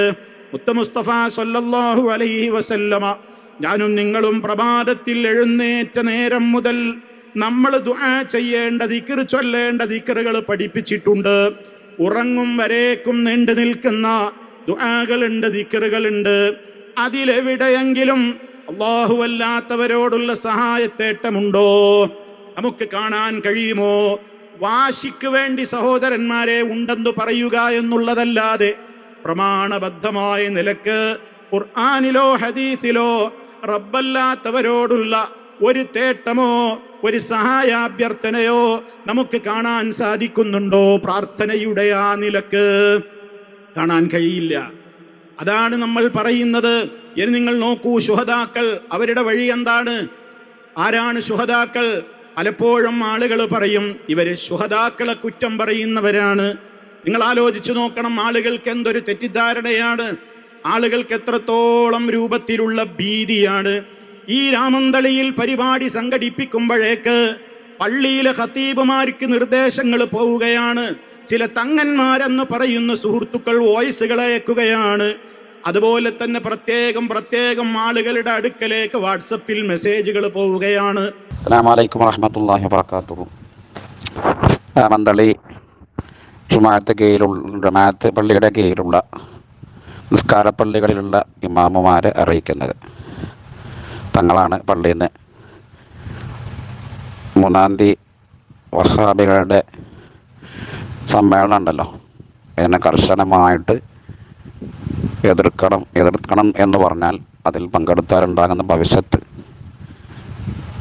അവരുടെ പ്രസംഗത്തെക്കുറിച്ചൊക്കെ ജനങ്ങളോട് ബോധ്യപ്പെടുത്തിയിട്ട് അതിലാരും പങ്കെടുത്ത് പോകരുത്. പങ്കെടുത്തു കഴിഞ്ഞാൽ അവരായത്തിൻ്റെ തുണ്ടുകളോതി, ഹദീസിൻ്റെ തുണ്ടുകളോതി ബാക്കി ഭാഗം കട്ട് ചെയ്തിട്ട് ഓർക്ക് തെളിവിന് ആവശ്യമായ ഭാഗം മാത്രമെടുത്തിട്ട് ഷിർക്കാണ് അല്ലെങ്കിൽ അനിസ്ലാമിക സ്ഥാപിക്കാൻ വേണ്ടി പ്രസംഗിക്കുമ്പോൾ നമുക്കും അത് ശരിയാന്ന് തോന്നിപ്പോകും. പക്ഷേ അനിസ്ലാമികമല്ല, ഷിർക്കെല്ലാം തെളിയിക്കുന്ന ബാക്കി ഭാഗത്ത് ആയത്ത് അവർ ഓതൂല, അല്ലെങ്കിൽ ഹദീസ് അവർ പറയൂല, അല്ലെങ്കിൽ ആ ഹദീസിൻ്റെയും ആ ആയത്തിൻ്റെയും പാശ്ചാത്തലവും അതുപോലെ അതിൻ്റെ ആശയങ്ങൾ എപ്പോൾ ഇറങ്ങി, എങ്ങനെ ഇറങ്ങി, അതുപോലെ അതിൻ്റെ ആശയങ്ങൾ എന്താണ് എന്നുള്ള അതിൻ്റെ മുഫസ്സിരീങ്ങൾ പറഞ്ഞ വിശദീകരണത്തിലേക്ക് അവർ പോകൂല. ബാഹ്യമായ അർത്ഥം മാത്രം ജനങ്ങളെ കേൾപ്പിച്ച് തെറ്റിദ്ധരിപ്പിച്ച് ജനങ്ങളെ ഷിർക്കിലേക്ക് അവർ തന്നെ ക്ഷണിക്കുകയാണ്. അപ്പോൾ അത് ജനങ്ങളെ ബോധ്യപ്പെടുത്തിയിട്ട് മട്ടം പോലെ പറഞ്ഞ് ബോധ്യപ്പെടുത്തി അതിലാരും പങ്കെടുക്കരുത് എന്ന് പള്ളിയിൽ ആളുകൾ കൂടുന്ന സമയം മാരിബിനൊക്കെ കുറച്ച് ആളുകളുണ്ടാവുമല്ലോ, ആ സമയത്ത് നല്ലൊരു ആദ്യം അതിനെ പറ്റിയ പറഞ്ഞേണ്ട ആവശ്യമില്ലല്ലോ. ഇനിയിപ്പോൾ പറയാൻ പ്രയാസമുള്ളവരുണ്ടെങ്കിൽ നല്ലൊരു മെത്തേഡ് ഉണ്ടാക്കിയിട്ട് അതൊന്ന് 2-3 വട്ടം വായിച്ചിട്ട് പിന്നെ പറഞ്ഞാലും മതി. ഓക്കെ, ശ്രദ്ധിക്കണേ, അത് പ്രത്യേകം ശ്രദ്ധിക്കണം. എല്ലാ പള്ളികളിലും ആൾ കൂടുന്നിടത്തൊക്കെ അത് പറയണം, നമ്മൾ കൂടുന്ന സമയത്തൊക്കെ പറയണം. ഓക്കെ, അസ്സലാമു അലൈക്കും.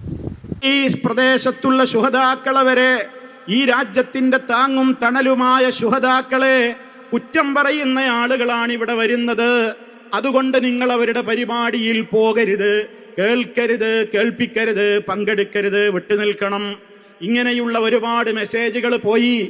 നമ്മുടെ ചെലവിലല്ലാതെ ആ സഹോദരങ്ങളുടെ ചെലവിൽ ഈ മഹാസമ്മേളനത്തിന്റെ പബ്ലിസിറ്റി എല്ലാ വീടുകളിലും എത്തി എന്നുള്ളത് സന്തോഷകരമാണ്. ഇവിടെ നിങ്ങൾ ആലോചിക്കണം സഹോദരന്മാരെ, എന്താണിവിടെ? ഇവിടെ ശുഹദാക്കൾ ഉണ്ടെന്ന് പറയപ്പെടുന്നു. ഞാൻ അവരെ സംബന്ധിച്ച് അവരാരാണെന്ന് പറയാൻ ഞാൻ ആളല്ല. അവരുടെ ചരിത്രങ്ങൾ ഇവിടെ പലരും പറയാറുണ്ട്. അങ്ങനെ 17 ശുഹദാക്കൾ എന്ന പേരിൽ ഇവിടെ ദർഗയുണ്ടെന്നും ജാറമുണ്ടെന്നും കേൾവിയുണ്ട്. നമുക്കിവിടെ ഏതെങ്കിലും രാജ്യത്തുള്ള ഏതെങ്കിലും ഖബറുകളെ കുറിച്ച് അത് ഷഹീദുകളാണോ അതോ അല്ലാത്തവരാണോ എന്നൊന്നും പരിശോധിക്കേണ്ട കാര്യമില്ല. നമ്മളിവിടെ തർക്കമുള്ള വിഷയമാണ് ഇവിടെ പറയാനുള്ളത്. ഷഹീദുകൾ ഉണ്ടോ ഇല്ലേ എന്നുള്ളത് നമ്മൾ തമ്മിൽ തർക്കമുള്ളതാണോ? നബിമാരുണ്ടല്ലോ, ശുഹദാക്കളുണ്ടല്ലോ, സാലിഹീങ്ങളുണ്ടല്ലോ, സിദ്ദീഖീങ്ങളുണ്ടല്ലോ. അങ്ങനെ പല കാറ്റഗറിയിൽ പെടുന്ന മഹാന്മാരും ലോകത്തുണ്ട്, കഴിഞ്ഞു പോയിട്ടുണ്ട്. തർക്കമില്ലാത്ത ഒരുപാട് ശുഹദാക്കൾ കഴിഞ്ഞു പോയില്ലേ? ബദരീങ്ങൾ, ബദർ ശുഹദാക്കൾ കഴിഞ്ഞു പോയില്ലേ? ഉഹദ് ശുഹദാക്കൾ കഴിഞ്ഞു പോയില്ലേ? ആ ഷഹീദുകൾക്ക് സ്ഥാനമില്ലേ? സ്ഥാനമുണ്ട്. അവരെ സംബന്ധിച്ച് നിങ്ങൾ കൊല്ലപ്പെട്ടവരാണെന്ന് നിങ്ങൾ പറയരുത്. അവർ ജീവിച്ചിരിക്കുന്നവരാണെന്ന് അള്ളാഹു പറഞ്ഞതാണ്. പക്ഷേ ആ ജീവിതം അള്ളാഹു സുബ്ഹാനഹു വ തആല പറഞ്ഞതുപോലെ നിങ്ങൾ ആ ശുഹദായിനെ സംബന്ധിച്ച് വിചാരിക്കണ്ട. എങ്ങനെ വിചാരിക്കണ്ട? അവർ കൊല്ലപ്പെട്ടവരാണ് എന്ന് നിങ്ങൾ വിചാരിക്കേണ്ടതില്ല. മറിച്ച് റബ്ബിഹിം, സൂറത്ത് ആലി ഇമ്രാനിൽ അങ്ങനെ കൂടി അല്ലാഹു വിശദീകരിച്ചു പറഞ്ഞിട്ടുണ്ട്. അവർ അവരുടെ റബ്ബിൻ്റെ അടുക്കൽ ജീവിച്ചിരിക്കുന്നവരാണ്, അവർക്ക് റിസ്ക് നൽകപ്പെടുന്നുമുണ്ട് തുടങ്ങിയ മഹത്വങ്ങൾ അവിടെ പറയുന്നുണ്ട്. അതൊന്നും ഇവിടെ തർക്കമുള്ള കാര്യമല്ലാത്തത് കൊണ്ട് ഞാൻ അതിൻ്റെ വിശദാംശങ്ങളിലേക്ക് പോകുന്നില്ല. മഹാന്മാരായ ശുഹദാക്കൾ അള്ളാഹുവിൻ്റെ അടുക്കൽ ആരാണ് ശുഹദാക്കൾ, ആരാണ് ഷഹീദുകളുടെ ഗണത്തിൽ പെടുന്നവർ എന്ന് അള്ളാഹുവിനെ അറിയൂ. അവരുടെ അന്ത്യം എങ്ങനെയായിരുന്നു എന്ന് അള്ളാഹുവിനെ അറിയൂ. അതുകൊണ്ട് ഏതെങ്കിലും ഒരു വിഭാഗത്തെ സംബന്ധിച്ച് ഇവിടെ ശുഹദാക്കൾ ലോകത്തുണ്ടോ ഇല്ലേ എന്ന ചർച്ചക്ക് പോലും ഇവിടെ നമ്മൾ മുതിരുന്നില്ല. കാരണം അതൊരു തർക്കമില്ലാത്ത കാര്യമാണ്. ശുഹദാക്കൾ ആരെന്ന് അള്ളാഹുവിനറിയാം. ആ ശുഹദാക്കൾക്ക് അവൻ്റെ അടുക്കൽ വലിയ സ്ഥാനവുമുണ്ട്. അവരുടേതായ പ്രത്യേകമായ അർവാഹികൾക്ക് ലഭിക്കാനിരിക്കുന്ന സൗഭാഗ്യം, അവരുടേതായ റൂഹുകൾ പച്ചവർണ്ണത്തിലുള്ള കിളികൾക്കുള്ളിൽ അവരുടെ റൂഹുകൾ സ്വർഗത്തിൽ അവരിങ്ങനെ പാറിക്കളിച്ചു കൊണ്ടിരിക്കുകയാണ്. ആ റൂഹുകളൊന്നും അതുപോലെ തന്നെ അർശിൽ തൂക്കിയിട്ടിട്ടുള്ള വിളക്കുമാടങ്ങളിലേക്ക് അവ ചേക്കേറുമെന്നും അതുപോലെയുള്ള ഒരുപാട് മഹത്വങ്ങൾ ഹദീസുകളിൽ നമുക്ക് ശുഹദാക്കളെ സംബന്ധിച്ച് പറഞ്ഞതായി നമുക്ക് കാണുവാൻ സാധിക്കും. അതൊന്നുമല്ല ഇവിടുത്തെ പ്രശ്നം. നിങ്ങൾ ആലോചിക്കുക, ഇവിടുത്തെ പ്രശ്നം എന്താണ്? നബിമാരെ പോലെ, ശുഹദാക്കളെ പോലെ, സിദ്ദീഖീങ്ങളെ പോലെ, സാലിഹീങ്ങളെ പോലെ ആരാവട്ടെ, ഏതൊരു മഹാന്മാരാവട്ടെ, അവരെ നമുക്ക് വിളിച്ചു പ്രാർത്ഥിക്കാമോ?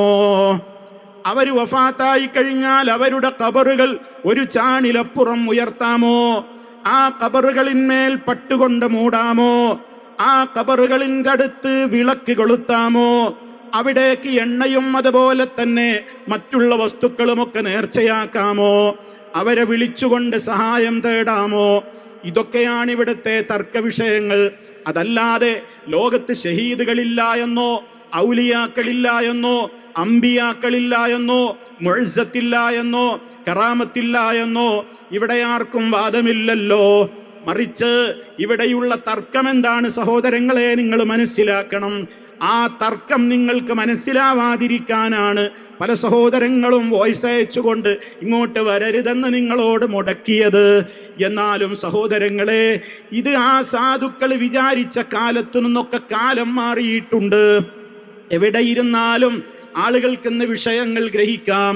ഇത് സോഷ്യൽ മീഡിയയുടെ യുഗമാണ്.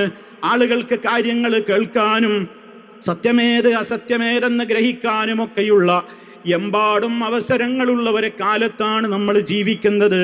അതുകൊണ്ട് തന്നെ ഞാൻ നിങ്ങളോട് ഓർമ്മപ്പെടുത്തട്ടെ, റഹ്മാനായ റബ്ബിൻ്റെ മാർഗത്തിൽ പോരാടി മരണപ്പെട്ട ഒരു തർക്കവും ആർക്കുമില്ലാത്ത ബദർ ശുഹദാക്കൾ, അതുപോലെ തന്നെ ഉഹദ് ശുഹദാക്കൾ, ആ ശുഹദാക്കളെ കുറിച്ച് നമുക്കൊന്ന് ചർച്ച ചെയ്യാം. അവർ അല്ലാഹു അല്ലാത്തവരോട് അവരുടെ ജീവിതകാലത്ത് ദുആ ചെയ്തിട്ടുണ്ടോ? അല്ലെങ്കിൽ ആ ബദരീങ്ങൾ അവരുടെ വഫാത്തിന്റെ ശേഷം പിൽക്കാലക്കാർ ആരെങ്കിലും ബദരീങ്ങളെ രക്ഷിക്കണേ എന്ന് ദുആ ചെയ്തിട്ടുണ്ടോ? അവരോട് സന്താനത്തെ തേടിയിട്ടുണ്ടോ? അവരോട് രോഗം മാറാൻ വേണ്ടി രോഗശിഫക്ക് വേണ്ടി തേടിയിട്ടുണ്ടോ? അങ്ങനെ പ്രാർത്ഥനയും നേർച്ച വഴിപാടുകളും ഒക്കെ ആയിക്കൊണ്ട് ആ മഹാന്മാരായ ആളുകളെ വിളിച്ചുകൊണ്ട് തേടുന്ന തേട്ടങ്ങളോ ആരാധനയുടേതായ ഗണത്തിൽ വരുന്ന ഏതൊക്കെ കാര്യങ്ങളുണ്ടോ അതൊന്നും തന്നെ നമ്മുടെ മുൻഗാമികൾ ചെയ്ത് കാണിച്ചു തന്നിട്ടില്ല. കാരണം അവരൊക്കെ അവരുടെ ജീവിതത്തിൽ കടമുണ്ടായി തന്നെ കടത്തിലൂടെ മരിച്ചുപോയ ബദരീങ്ങളുണ്ട്, കടം ബാധ്യതയായി കൊണ്ട് മരിച്ചുപോയവരുണ്ട്. നിങ്ങൾക്കറിയില്ലേ, ഉഹദ് യുദ്ധത്തിൽ ഷഹീദായ വ്യക്തിയാണ് മഹാനായ അബ്ദുല്ലാഹി ഇബ്നു ഹറാം റളിയല്ലാഹു അൻഹു. മഹാനായ ജാബിർ റളിയല്ലാഹു അൻഹുവിന്റെ ഉപ്പയാണത്. ഉഹദ് യുദ്ധത്തിൽ ഷഹീദായി ആ വ്യക്തിത്വം. അതിന്റെ മുമ്പ് അദ്ദേഹം ബദറിലും പങ്കെടുത്ത വ്യക്തിത്വമാണ്. ബദരീങ്ങളിൽപ്പെട്ട ആള് കൂടിയാണ് അബ്ദുല്ലാഹി ഇബ്നു ഹറാം. ആ മഹാനായ സഹാബി ഉഹദ് യുദ്ധത്തിൽ ഷഹീദായപ്പോൾ അദ്ദേഹത്തിന് കടങ്ങളുണ്ട്. കടബാധ്യതയോടുകൂടെയാണ് ആ ഉഹദീങ്ങളിൽപ്പെട്ട മഹാനായ അബ്ദുള്ള റളിയല്ലാഹു തആല അൻഹു ഷഹീദായത്. മരിക്കുന്നതിൻ്റെ മുമ്പേ മഹാനവറുകളുടെ മനസ്സിൽ ഒരു തോന്നലുണ്ടായിരുന്നു. ഉഹദ് യുദ്ധത്തിൽ ഷഹീദാകുന്നവരുടെ കൂട്ടത്തിൽ ഞാൻ ഉണ്ടായിരിക്കുമെന്ന് മഹാനവറുകൾ മനസ്സിലാക്കിയിരുന്നു. ആ മനുഷ്യന്റെ മനസ്സിൽ, ആ മഹാനായ വ്യക്തിത്വത്തിന്റെ മനസ്സിൽ അങ്ങനെ ഒരു തോന്നലുണ്ടായിരുന്നു. ഉഹദിൽ അവരാണ് ഷഹീദായത്. ആ ഷഹീദാകുന്നതിൻ്റെ മുമ്പേ പൊന്നുമോനോട് പറഞ്ഞിരുന്നു, മോനെ, യുദ്ധത്തിൽ ഒരു പക്ഷേ ആദ്യം ഷഹീദാകുന്നയാള് ഞാനായിരിക്കും, എനിക്കൊരുപാട് കടങ്ങളുണ്ട് മോനെ. മോനോട് വസിയത്ത് കൊടുക്കുകയാണ്, കടം വീട്ടണേ. അതുപോലെ തന്നെ ജാബിർ റളിയല്ലാഹു അൻഹുവിന് പുറമേ 8-9 മക്കൾ അദ്ദേഹത്തിനുണ്ട്. ഒക്കെ സഹോദരിമാരാണ്, പെൺകുട്ടികളാണ്. കുഞ്ഞാങ്ങളെയായിട്ട് ഈ ജാബിർ മാത്രമേയുള്ളൂ റളിയല്ലാഹു അൻഹു. ആപ്പ പറയാണ്, മോനെ, പെങ്ങന്മാരെ കാര്യവും നീ ശ്രദ്ധിക്കണം എന്നൊക്കെ പറഞ്ഞ് മഹാനവറുകൾ ഷഹീദായി എന്ന് നമുക്ക് ഹദീസിൽ കാണാൻ സാധിക്കും. ഞാൻ പറഞ്ഞു വരുന്നത്, ആ മഹാനായ അബ്ദുള്ള റളിയല്ലാഹു അൻഹു ഷഹീദായപ്പോ ജാബിർ റളിയല്ലാഹു അൻഹു പറയുന്നുണ്ട്, ബാപ്പയുടെ മയ്യത്ത് കണ്ടിട്ട് ഞാൻ വല്ലാത്ത വിഷമത്തിലായി. അപ്പ ഷഹീദായി കിടക്കുന്ന രംഗം, ആ മയ്യത്ത് കണ്ട് ജാബിർ റളിയല്ലാഹു അൻഹു വല്ലാതെ വിങ്ങിപ്പൊട്ടാണ്. ആ സമയത്ത് നബി സല്ലല്ലാഹു അലൈഹി വസല്ലമ ചോദിക്കാണ്, ജാബിറേ, എന്തിനാണ് വിഷമിക്കുന്നത്? അള്ള ബാപ്പയോട് നേരിട്ട് സംസാരിച്ചു കഴിഞ്ഞിട്ടുണ്ട്. മലായിക്കത്തുകൾ ആ ശരീരത്തിന് തണലിട്ട് കൊടുത്തിട്ടുണ്ട്. എന്തൊക്കെ സന്തോഷ വാർത്തകളാണ് അബ്ദുള്ള റളിയല്ലാഹു അൻഹുവിനെ കുറിച്ച് മഹാനായ നബി സല്ലല്ലാഹു അലൈഹി വസല്ലമ മകനോട് പറഞ്ഞു കൊടുക്കുന്നത്. മാത്രമല്ല, ആ ഷഹീദുകളായ ആളുകളെ അല്ലാഹു സുബ്ഹാനഹു വ തആല ഷഹീദായ വ്യക്തികളോട് ചോദിക്കുകയാണ്, നിങ്ങൾക്കിനി എന്താണ് വേണ്ടത്? ആ സമയത്ത് ശുഹദാക്കൾ അല്ലാഹുവിൻ്റെ മുമ്പിൽ അവരുടെ ഒരു ആഗ്രഹം പറയുകയാണ്. എന്താണ് അവരുടെ ആഗ്രഹം? അല്ലാഹുവേ, ഷഹീദുകളായി സ്വർഗത്തിലേക്ക് എത്തുന്ന ആളുകൾക്ക് കിട്ടുന്ന ഉന്നതമായ പദവി ദുന്യാവിൽ ജീവിച്ചിരിക്കുന്ന ആളുകൾക്ക് അറിയിക്കാൻ എന്താണ് മാർഗം? ഞങ്ങൾക്കൊന്നുകൂടി ദുന്യാവിലേക്ക് മടങ്ങിപ്പോകാൻ ആഗ്രഹമുണ്ട്. അങ്ങനെ പലതവണ നിന്റെ മാർഗത്തിൽ പോരാടിയിട്ട് ഷഹീദായി തിരിച്ചു വരാനാണ് ഞങ്ങൾ ആഗ്രഹിക്കുന്നത് എന്നിങ്ങനെ ശുഹദാക്കൾ അവരുടെ ആഗ്രഹം അല്ലാഹുവോട് പറയുകയാണ്. ഞങ്ങൾ ദുന്യാവിലേക്ക് ഒന്നുകൂടി മടക്കിത്തരാമോ? എന്തിനാണ്? ഞങ്ങൾക്കവിടെ ജീവിച്ച് സുഖിക്കാനല്ല, ഇനിയും നിന്റെ മാർഗത്തിൽ പോരാടണം, ഇനിയും നിന്റെ മാർഗത്തിൽ ഞങ്ങൾക്ക് ഷഹീദാവണം. അത്ര വലിയ പദവിയാണ് ശുഹദാക്കൾക്ക് സ്വർഗത്തിലുള്ളത്. അത് മനസ്സിലാക്കിയ ശുഹദാക്കൾ അല്ലാഹുവോട് പറയാണ്, അല്ലാ, ദുന്യാവിലേക്ക് ഞങ്ങളെ ഒന്നുകൂടി പറഞ്ഞേക്കാമോ? അപ്പൊ അല്ലാഹു പറയാണ്, എൻ്റെ തീരുമാനം മുൻകടന്നു കഴിഞ്ഞിട്ടുണ്ട്, ഇനി നിങ്ങൾ ദുന്യാവിലേക്ക് ഒരിക്കലും മടക്കപ്പെടൂല. അപ്പോൾ അവരവരുടെ ആഗ്രഹം വീണ്ടും അല്ലാഹുവോട് പറയാണ്, റബ്ബേ, എങ്കിൽ ഞങ്ങൾക്ക് ലഭിക്കുന്ന അത്യുന്നതമായ പദവി ദുന്യാവിൽ ജീവിച്ചിരിക്കുന്നവർക്ക് അറിയിക്കാൻ എന്താണ് മാർഗം? അപ്പൊ അല്ലാഹു ഏറ്റെടുത്തു, അത് ഞാൻ അവരെ അറിയിച്ചോളാം. അങ്ങനെയാണ് റബ്ബ് ആയത്തിലൂടെ അറിയിക്കുന്നത്. എന്ത്? അള്ളാഹുവിൻ്റെ മാർഗത്തിൽ കൊല്ലപ്പെട്ട ആളുകൾ അവര് വധിക്കപ്പെട്ട ആളുകൾ, അവര് വധിക്കപ്പെട്ടവരാണെന്ന് നീ ഒരിക്കലും, കൊല്ലപ്പെട്ടവരാണെന്ന് നീ ഒരിക്കലും വിചാരിച്ചു പോകരുത്. അള്ളാഹുവിൻ്റെ അടുക്കൽ അവർക്ക് റിസ്ക് ലഭിക്കുന്നുണ്ട്, അവർക്കവിടെ ഉന്നതമായ പദവി ലഭിക്കുന്നുണ്ട് തുടങ്ങിയിട്ടുള്ള ആ സന്തോഷ വാർത്തകളൊക്കെ അള്ളാഹു സുബ്ഹാനഹു വ തആല അള്ളാഹുവിൻ്റെ ആ ഇഷ്ടം സമ്പാദിച്ചിട്ടുള്ള ശുഹദാക്കളെ അറിയിക്കുകയാണ്. സഹോദരങ്ങളെ, ഞാൻ ഈ സംഭവം നിങ്ങളുടെ ശ്രദ്ധയിൽ കൊണ്ടുവന്നത് എന്തിനാണ്? ശുഹദാക്കൾ അതേ നമ്മളുടെ വിളിച്ച് ഏത് സമയത്ത് നമ്മളവരെ വിളിച്ചാലും ആ ശുഹദാക്കൾ നമ്മുടെ സഹായത്തിനായി ഓടിയെത്തുമെന്ന് വിശ്വസിക്കുന്ന ആളുകൾ, നമ്മുടെ വിളികളെല്ലാം അവർ കേൾക്കുമെന്ന് വിശ്വസിക്കുന്ന ആളുകൾ, അതുപോലെ തന്നെ നമ്മുടെ എല്ലാ വിഷയങ്ങളും അവരറിയുന്നുണ്ട്, അവർ കാണുന്നുണ്ട്, അവർ കേൾക്കുന്നുണ്ട്. അതുകൊണ്ട് രോഗം ശിഫയാക്കണേ ശുഹദാക്കളെ, സന്താനമില്ല ശുഹദാക്കളെ മക്കളെ തരണേ. അതേപോലെയുള്ള 100 കൂട്ടം കാര്യങ്ങൾക്ക് വേണ്ടി ശുഹദായിനെ വിളിച്ച് തേടിയാൽ ആ ശുഹദാക്കൾ ആ വിളികളെല്ലാം കേട്ട് നമുക്ക് ഉത്തരം ചെയ്യാൻ വേണ്ടി നമ്മുടെ സമീപത്തേക്ക് എത്തും എന്ന് വിശ്വസിക്കുന്ന സഹോദരങ്ങളെ, ഏത് ഇസ്ലാമിലാണ് അങ്ങനെ പഠിപ്പിച്ചത്? ഇത് അള്ളാഹുവിൻ്റെ റസൂല് പഠിപ്പിച്ച ആശയത്തിനെതിരല്ലേ? മുസ്തഫ അങ്ങനെ പഠിപ്പിച്ചിട്ടുണ്ടോ? അങ്ങനെ ശുഹദാക്കൾ നമ്മുടെ വിളി കേട്ടാൽ എത്തുമെന്ന്, അവര് നമ്മൾ വിളിച്ചാൽ വിളിപ്പുറത്ത് എത്തിച്ചേരുമെന്ന് അള്ളാഹു നമുക്ക് പഠിപ്പിച്ചു തന്നിട്ടുണ്ടോ? അവൻ്റെ റസൂല് നമുക്ക് പഠിപ്പിച്ചു തന്നിട്ടുണ്ടോ? സിദ്ദീഖീങ്ങൾ പഠിപ്പിച്ചു തന്നിട്ടുണ്ടോ?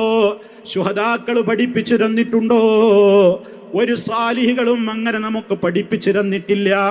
അതുകൊണ്ട് തന്നെ ഇസ്ലാമിലില്ലാത്ത നിലക്കുള്ള വിശ്വാസങ്ങൾ ശുഹദാക്കളുടെ പേരിൽ വെച്ച് കെട്ടിയിട്ട് അതുമായി കൊണ്ട് നടക്കുന്ന ആളുകളോടാണ് ഞങ്ങൾ വിയോജിപ്പ് പറയുന്നത്. ഓ പ്രിയമുള്ളവരെ, ആ നിലക്കുള്ള വിശ്വാസം നിങ്ങൾ വെച്ച് പുലർത്തരുത്. മറിച്ച് അവർ ജീവിച്ചിരിപ്പുണ്ട്, നബിമാര് ജീവിച്ചിരിപ്പുണ്ട്, ശുഹദാക്കൾ ജീവിച്ചിരിപ്പുണ്ട് എന്നൊക്കെ പറയുമ്പോൾ അവർ നമ്മുടെ ദുന്യാവിലെ ജീവിതം പോലത്തെ ജീവിതമാണെന്ന് ആരും തെറ്റിദ്ധരിക്കണ്ട. അത് ബർസഖിന്റെ ലോകത്തുള്ള ജീവിതമാണ്. ആ ജീവിതം എപ്രകാരമാണെന്നും അവരുടെ ആത്മാക്കൾക്ക് എപ്രകാരമാണ് ആഹാരം നൽകപ്പെടുന്നതെന്നും സുഖങ്ങൾ നൽകപ്പെടുന്നതെന്നുമൊക്കെ നമുക്കറിയില്ല. അത് തികച്ചും അദൃശ്യമായ ഒരു ലോകത്ത് നടക്കുന്ന കാര്യമാണ്. അത് അള്ളാഹുവിന് മാത്രമേ അറിയുകയുള്ളൂ. പക്ഷേ ഒരു കാര്യം ഉറപ്പാണ്, നമ്മളിവിടെ നിന്ന് വിളിച്ചാൽ നമ്മുടെ വിളി അവർ കേട്ട് ഉത്തരം തരൂല, നമ്മെ സഹായിക്കാൻ അവർ ഓടി വരൂല. അല്ലാഹു സുബ്ഹാനഹു വ തആല അത് കൃത്യമായി പറഞ്ഞതാണ്. റബ്ബല്ലാത്ത നിങ്ങൾ ആരെ വിളിച്ചു പ്രാർത്ഥിച്ചാലും ആ വിളി അവർ കേൾക്കൂല. കേട്ടു എന്ന് സങ്കൽപ്പിച്ചാൽ തന്നെയും നിങ്ങൾക്കവർ ഉത്തരം ചെയ്യൂല. എന്നിങ്ങനെയുള്ള എത്രയെത്ര ഗൗരവപ്പെട്ട കാര്യങ്ങളാണ് വിശുദ്ധ ഖുർആൻ നമുക്ക് കൃത്യമായി തന്നെ പഠിപ്പിച്ചു തരുന്നത്.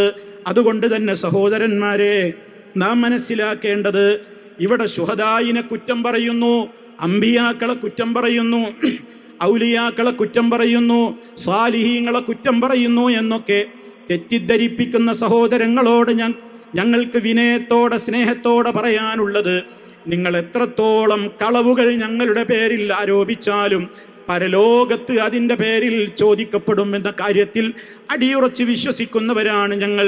ഇവിടെ ശുഹദായിനെ കുറ്റം പറയേണ്ടുന്ന കാര്യമില്ല, ഇവിടെ ബദരീങ്ങളെ കുറ്റം പറയേണ്ട കാര്യമില്ല, മഹാന്മാരെ കുറ്റം പറയേണ്ടുന്ന കാര്യമില്ല. മറിച്ച് അവരെ കുറ്റം പറയുന്നു എന്ന് പലർക്കും തോന്നുന്നത് എപ്പോഴാ? അവരെ വിളിച്ചു പ്രാർത്ഥിക്കരുതെന്ന് പറയുമ്പോഴാണ്. അതെങ്ങനെയാണ് അവരെ കുറ്റപ്പെടുത്തലാകുന്നത്? അള്ളാഹു മാത്രമാണ് സ്രഷ്ടാവ്, അള്ളാഹു മാത്രമാണ് ലോകം പടച്ചത്. ഒരു നബിയും ഇവിടെ ലോകം പടച്ചിട്ടില്ല എന്ന് നമ്മൾ പറയുമ്പോൾ അത് നബിമാരെ നിസ്സാരപ്പെടുത്തലാണോ? അത് നബിമാരെ കുറ്റം പറയലാണോ? അതൊരു വസ്തുത പറയലല്ലേ? ഇതേപോലെ തന്നെയാണ് ലോകത്തിൻ്റെ മുഴുവൻ നിയന്ത്രണവും ഇവിടെ ഔലിയാക്കൾ നിർവഹിക്കുന്നു എന്ന് പറയുമ്പോൾ നമ്മൾ പറയുന്നു അത് പറയാൻ പാടില്ല, വിശ്വസിക്കാൻ പാടില്ല. ലോകം മുഴുവൻ നിയന്ത്രിക്കുന്നത് അള്ളാഹു മാത്രമാണ്. അതേപോലെ തന്നെ ലോകത്തിൻ്റെ ഏത് ഭാഗത്ത് നിന്ന് വിളിച്ചാലും ഉത്തരം ചെയ്യാൻ കഴിവുള്ളവൻ, എല്ലാം കേൾക്കാനും എല്ലാം കാണാനും എല്ലാം അറിയാനും കഴിവുള്ളവൻ ഏകനായ അള്ളാഹു മാത്രമാണ്. ആ കൃത്യമായ വ്യക്തമായ വിശ്വാസത്തിൽ നിന്ന് മാറിക്കൊണ്ട് എവിടെ നിന്ന് വിളിച്ചാലും വിളി കേൾക്കും ശുഹദാക്കൾ, നബിമാർ, സാലിഹീങ്ങൾ എന്നുള്ള വിശ്വാസത്തിന്റെ പ്രമാണമെന്ത്? അങ്ങനെ ഒരു വിശ്വാസം ഈ ലോകത്ത് മഹാന്മാരായ പ്രവാചകന്മാര് നമുക്ക് പഠിപ്പിച്ചിരുന്നിട്ടില്ല. വിശുദ്ധ ഖുർആൻ അത് പഠിപ്പിച്ചിരുന്നിട്ടില്ല. മറിച്ച് ആ നബിമാര് മുഴുവനും അവരുടെ ജീവിതത്തിലെ വ്യത്യസ്ത ഘട്ടങ്ങളിൽ അള്ളാഹുവിനോട് മാത്രമാണ് ദുആ ചെയ്തത്. ശുഹദാക്കളും അങ്ങനെ തന്നെയാണ്, സിദ്ദീഖീങ്ങളും അങ്ങനെ തന്നെയാണ്, സാലിഹീങ്ങളും അങ്ങനെ തന്നെയാണ്. അതുകൊണ്ട് ആ പാതയിൽ നിന്ന് വിട്ടുമാറിക്കൊണ്ടുള്ള ഒരു ജീവിതം, ഒരു വിശ്വാസം ഒരു മനുഷ്യന്റെ ജീവിതത്തിലും ഉണ്ടായിക്കൂടാ. അതേപോലെ തന്നെ ഏത് ഷഹീദുകളായാലും സാലിഹീങ്ങളായാലും ഏതൊരു മുസ്ലിമിന്റെ ഖബറും അവര് മരണപ്പെട്ട് കഴിഞ്ഞാൽ ഭൂമിയിൽ നിന്ന് ഒരു ചാണിലപ്പുറം ഉയർത്തുവാൻ പാടില്ല. ഇത് ഇസ്ലാമിന്റെ നിയമമാണ്. ഇതിൽ ഷഹീദും അതേപോലെ തന്നെ നബിയും വലിയും എല്ലാവരും ഒരേപോലെയാണ്. ആരുടെ ഖബറും ഭൂമിയിൽ നിന്ന് ഒരു ചാണിലപ്പുറം ഉയർത്താൻ പാടില്ല. മഹാനായ നബി സല്ലല്ലാഹു അലൈഹി വസല്ലമിന്റെ ഖബർ, അബൂബക്കർ സിദ്ദീഖ് റളിയല്ലാഹു അൻഹുവിന്റെ ഖബർ, ഉമർ ഖത്താബ് റളിയല്ലാഹു അൻഹുവിന്റെ ഖബർ നിങ്ങൾ ആലോചിച്ചു നോക്കൂ. ഒന്ന് നബിയാണ്, മറ്റൊന്ന് സിദ്ദീഖാണ്, മറ്റൊന്ന് ഷഹീദാണ്. ഇങ്ങനെ മൂന്നാളുകളല്ലേ മദീനയിൽ ഒരു റൂമിൻ്റെ അകത്തുള്ളത്. ആ മൂന്ന് ഖബറുകളും കെട്ടി ഉയർത്തപ്പെട്ട നിലക്കാണോ ആ ഖബറുകൾ കണ്ട മഹാന്മാര് അവരുടേതായ വഫാത്തിന്റെ ശേഷം ആ ഖബറുകൾ കണ്ട താബിഈങ്ങളൊക്കെ പറഞ്ഞതെന്താണ്?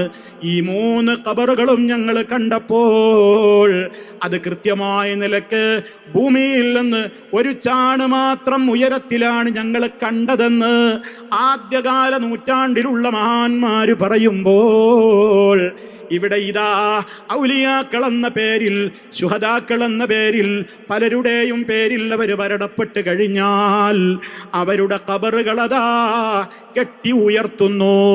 വലിയ വലിയ ഉയരത്തിൽ അതിനെ പെയിന്റടിച്ച് മനോഹരമാക്കി വെക്കുന്നു.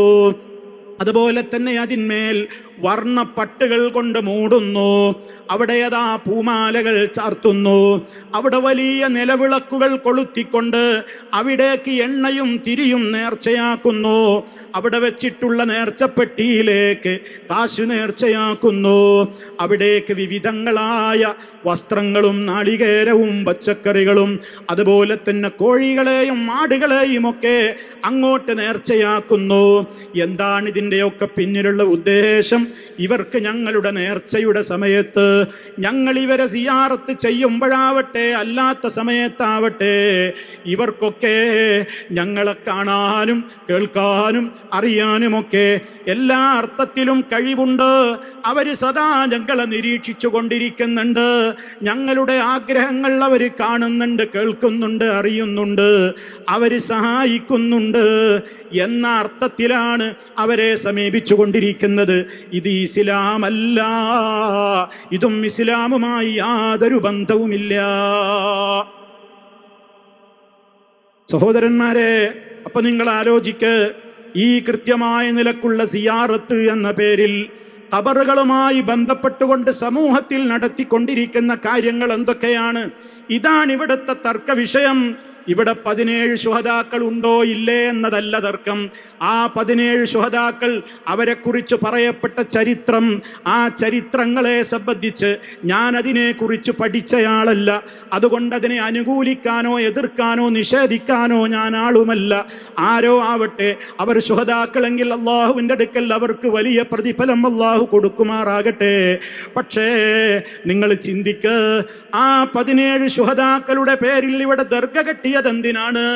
അതാരുടെ മാതൃകയിലാണുള്ളത്? അവിടെ ഖബർ കെട്ടി ഉയർത്തുവാൻ ആരാണ് അനുവാദം തന്നത്? ലോകത്ത് വന്ന ഷഹീദുകൾ, ഞാൻ നേരത്തെ പറഞ്ഞില്ലേ, തർക്കമില്ലാത്ത ശുഹദാക്കൾ, ബദർ ശുഹദാക്കൾ, ഉഹദ് ശുഹദാക്കൾ, ഇനി നബിമാർ. ആ നബിമാരുടെ ഖബറുകൾ നമ്മൾ ആരുടെ മാർഗത്തിൽ ചേർക്കണമെന്നാ റബ്ബിനോട് ദുആ ചെയ്യുന്നത്? അള്ളാഹുവേ നീ അനുഗ്രഹിച്ചവരുടെ വഴിയിലേക്ക് ചേർത്ത് തരണം. ഇതല്ലേ നിസ്കരിക്കുമ്പോൾ ഉമ്മാ പെങ്ങളെ നമ്മളെല്ലാവരും ചോദിക്കുന്നത്. അതാരൊക്കെയാണെന്ന് ഞാൻ നേരത്തെ നിങ്ങളെ കേൾപ്പിച്ചു. നബിമാര്, സിദ്ദീഖീങ്ങള്, ശുഹദാക്കള്, സാലിഹീങ്ങൾ. ഈ നബിമാര് എത്ര ഇവിടെ കഴിഞ്ഞുപോയി, സാലിഹീങ്ങൾ എത്ര കഴിഞ്ഞുപോയി, സിദ്ദീഖുകൾ എത്ര കഴിഞ്ഞുപോയി, ശുഹദാക്കൾ എത്ര കഴിഞ്ഞുപോയി. ഉത്തമ നൂറ്റാണ്ടിൽ അവരുടെയൊക്കെ ഖബറുകൾ സഹാബത്ത് കെട്ടിപ്പടുത്തിട്ടുണ്ടോ? നബി തങ്ങളുടെ ഖബറിൻ്റെ അടുത്ത് വിളക്ക് കൊളുത്തിയിട്ടുണ്ടോ? അവിടെ ചന്ദനത്തിരി പുകച്ചിട്ടുണ്ടോ? നബി സല്ലല്ലാഹു അലൈഹി വസല്ലമിന്റെ ഖബറും നേരത്തെ പറഞ്ഞ അബൂബക്കർ റളിയല്ലാഹു അൻഹുവിന്റെ ഖബറും ഉമർ ഖത്താബ് റളിയല്ലാഹു അൻഹുവിന്റെ ഖബറും പിന്നെയും ഒട്ടേറെ സഹാബിമാരതാ അല്പമകലെയുള്ള ബഖീഉൽ ഖർഖദ് എന്ന് പറയുന്ന ആ ഖബർസ്ഥാനിൽ ആയിരക്കണക്കിന് സഹാബിമാരുണ്ട്. ഉത്തമ നൂറ്റാണ്ടിൽ അവരുടെ ആരുടെയും ഖബറുകൾ കെട്ടിപ്പടുത്തിട്ടില്ല. ഇതൊക്കെ പിൽക്കാലത്ത് വന്നിട്ടുള്ള ഷിയാക്കളും അതേപോലെയുള്ള ആളുകളും കെട്ടിപ്പടച്ചുണ്ടാക്കിയ ആചാരങ്ങളാണ്. ഉറൂസ് കഴിക്കുക, ചന്ദനക്കുടം കഴിക്കുക, ആണ്ട് നേർച്ച കഴിക്കുക, ദപ്പ് മുട്ടിക്കൊണ്ട് സിയാറത്തിന് പോവുക. മുത്ത മുസ്തഫ സല്ലല്ലാഹു അലൈഹി വസല്ലമ ഖബർ സിയാറത്ത് പഠിപ്പിച്ചത് തന്നെ എന്തിനാണ്? നിങ്ങൾ ഖബർ പോയി കാണണേ, നിങ്ങൾക്കത് മരണചിന്തയുണ്ടാക്കും, നിങ്ങൾക്കത് പരലോക ബോധമുണ്ടാക്കും. ഇതിനാണ് ഖബർ സിയാറത്ത്. ഇത് മുജാഹിദുകൾ ചെയ്യുന്നവരാണ്. അവരുടെ മാതാപിതാക്കളുടെയും ബന്ധപ്പെട്ടവരുടെയും അതുപോലെ തന്നെ നാട്ടിൽ അവർക്ക് സൗകര്യപ്പെടുന്ന അവരുടേതായ ആ നിലക്ക് അവർക്ക് പ്രവേശിക്കുവാൻ കഴിയാവുന്ന മഖ്ബറകളിലൊക്കെ എത്തുമ്പോൾ അവർ അള്ളാഹുവിനോട് അവർക്ക് വേണ്ടി ദുആ ചെയ്യുന്നു. ഖബറുകൾ അവരെ കാണുന്നു. എന്തിനാണെന്നോ, റബ്ബേ എൻ്റെ കൂടെ കഴിഞ്ഞയാള് ഇതാ ഇന്ന് 6 അടി മണ്ണിൽ അദ്ദേഹം ഒറ്റക്കാണ്. അദ്ദേഹത്തിൻ്റെ അമലുകളെ അദ്ദേഹത്തിന് കൂട്ടിനുള്ളൂ.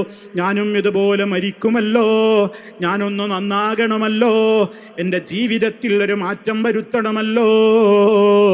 ഈ ചിന്തകളൊക്കെ ഉണ്ടാകുവാൻ വേണ്ടി അതേപോലെ തന്നെ ആ ഖബറിലുള്ള വ്യക്തിക്ക് വേണ്ടി അല്ലാഹുവേ നീ പുറത്തു കൊടുക്കണേ എന്നും അദ്ദേഹത്തിന് സമാധാനം ചൊരിയണേ എന്നും രക്ഷ നൽകണേ, റഹ്മത്ത് നൽകണേ എന്നിങ്ങനെ ദുആ ചെയ്യാനുമൊക്കെയാണ് ഖബർ സിയാറത്ത് പഠിപ്പിക്കപ്പെട്ടതെങ്കിൽ ഇന്ന് ദപ്പ് മുട്ടിക്കൊണ്ട് സിയാറത്തിന് പോകുന്നത് എന്തിനാണ്?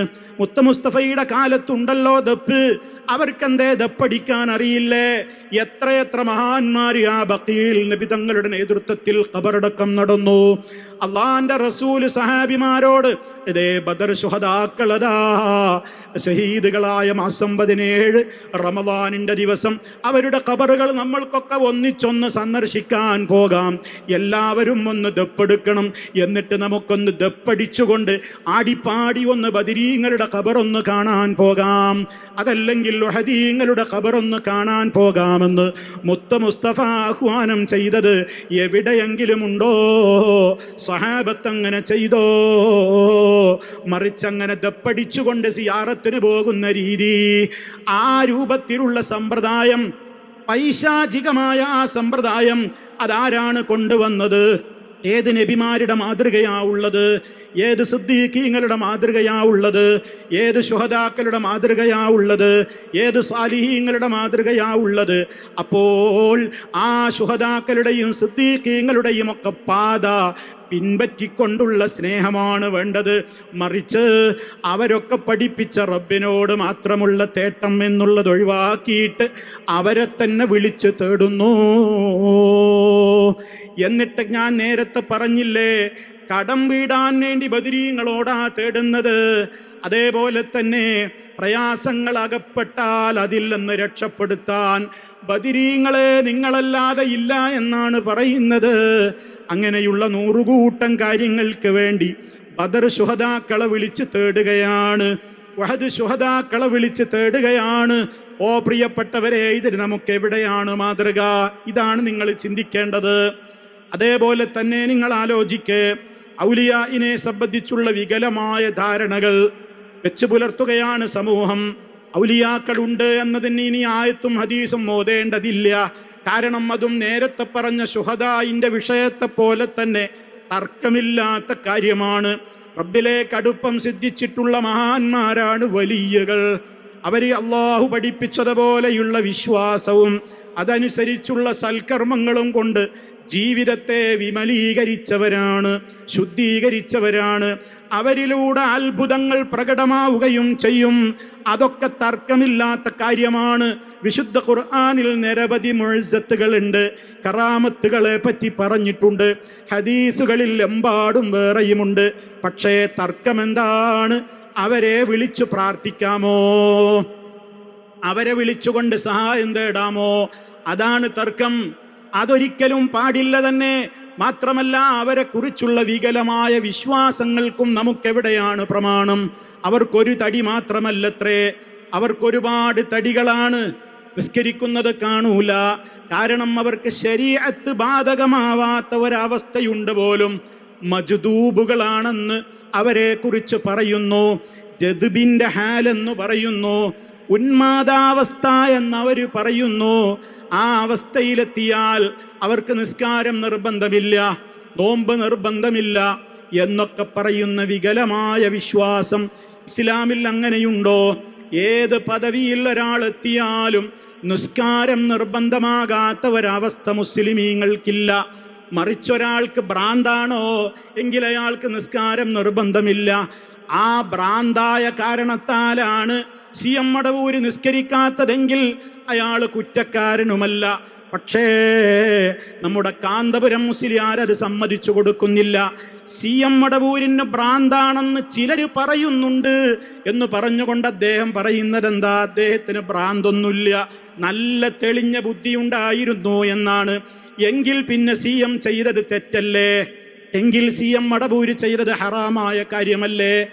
നല്ല തെളിഞ്ഞ ബുദ്ധിയുള്ള ഒരു വ്യക്തി നിസ്കാരം ഒഴിവാക്കാൻ പറ്റുമോ ഇസ്ലാമിക ശരീഅത്തിൽ? നിങ്ങൾ ചോദിക്ക്. ഇതൊക്കെ ബാലപാഠമല്ലേ സുഹൃത്തുക്കളെ?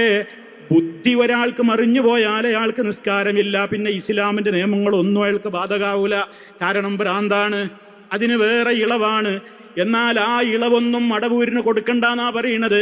അദ്ദേഹം നല്ല ബുദ്ധിയുള്ള വ്യക്തിയാണത്രേ. എങ്കിൽ പിന്നെ അയാൾ ചെയ്തതിനെ കുറിച്ച് എന്താണ് പിന്നെ പറയേണ്ടത്? നിസ്കരിക്കാൻ അയാൾ പോകൂല, റൂമിൻ്റെ അകത്ത് കതകടച്ചിരിക്കും.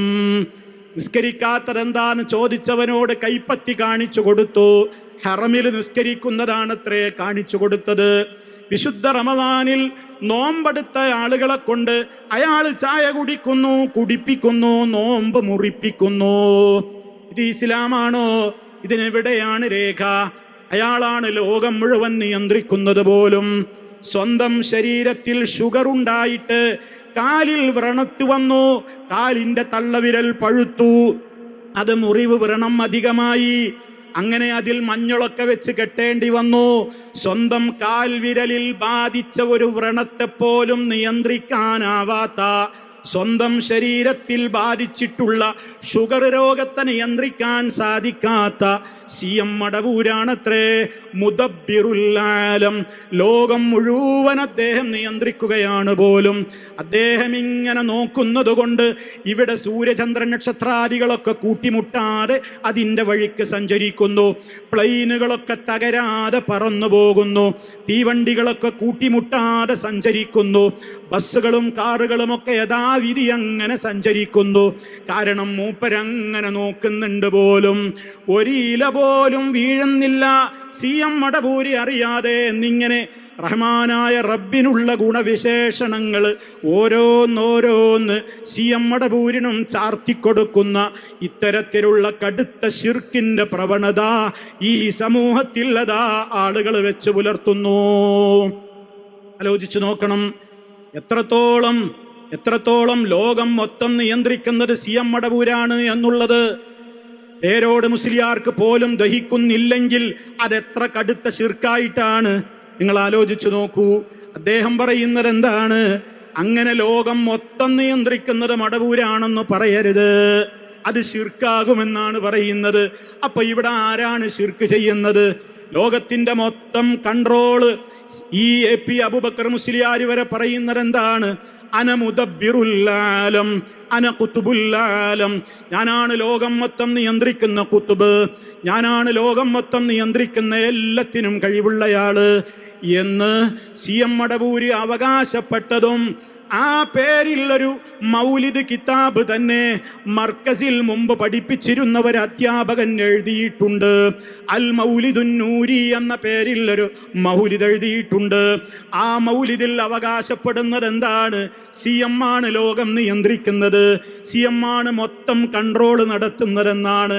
ആ പുസ്തകം വായിച്ചിട്ട് അതിന് അവതാരിക എഴുതിക്കൊടുത്ത് ഇതെല്ലാവരും ഈ മൗലൂദ് ഓതണം, ഇതെല്ലാ വീട്ടിലും സൂക്ഷിക്കണം, എല്ലാവരും ഈ മൗലൂദ് ഓതണമെന്ന് സാക്ഷാൽ AP അബൂബക്കർ മുസ്ലിയാർ ആ മൗലിദിന്റെ ആമുഖത്തിൽ രേഖപ്പെടുത്തിയിട്ടുണ്ട്.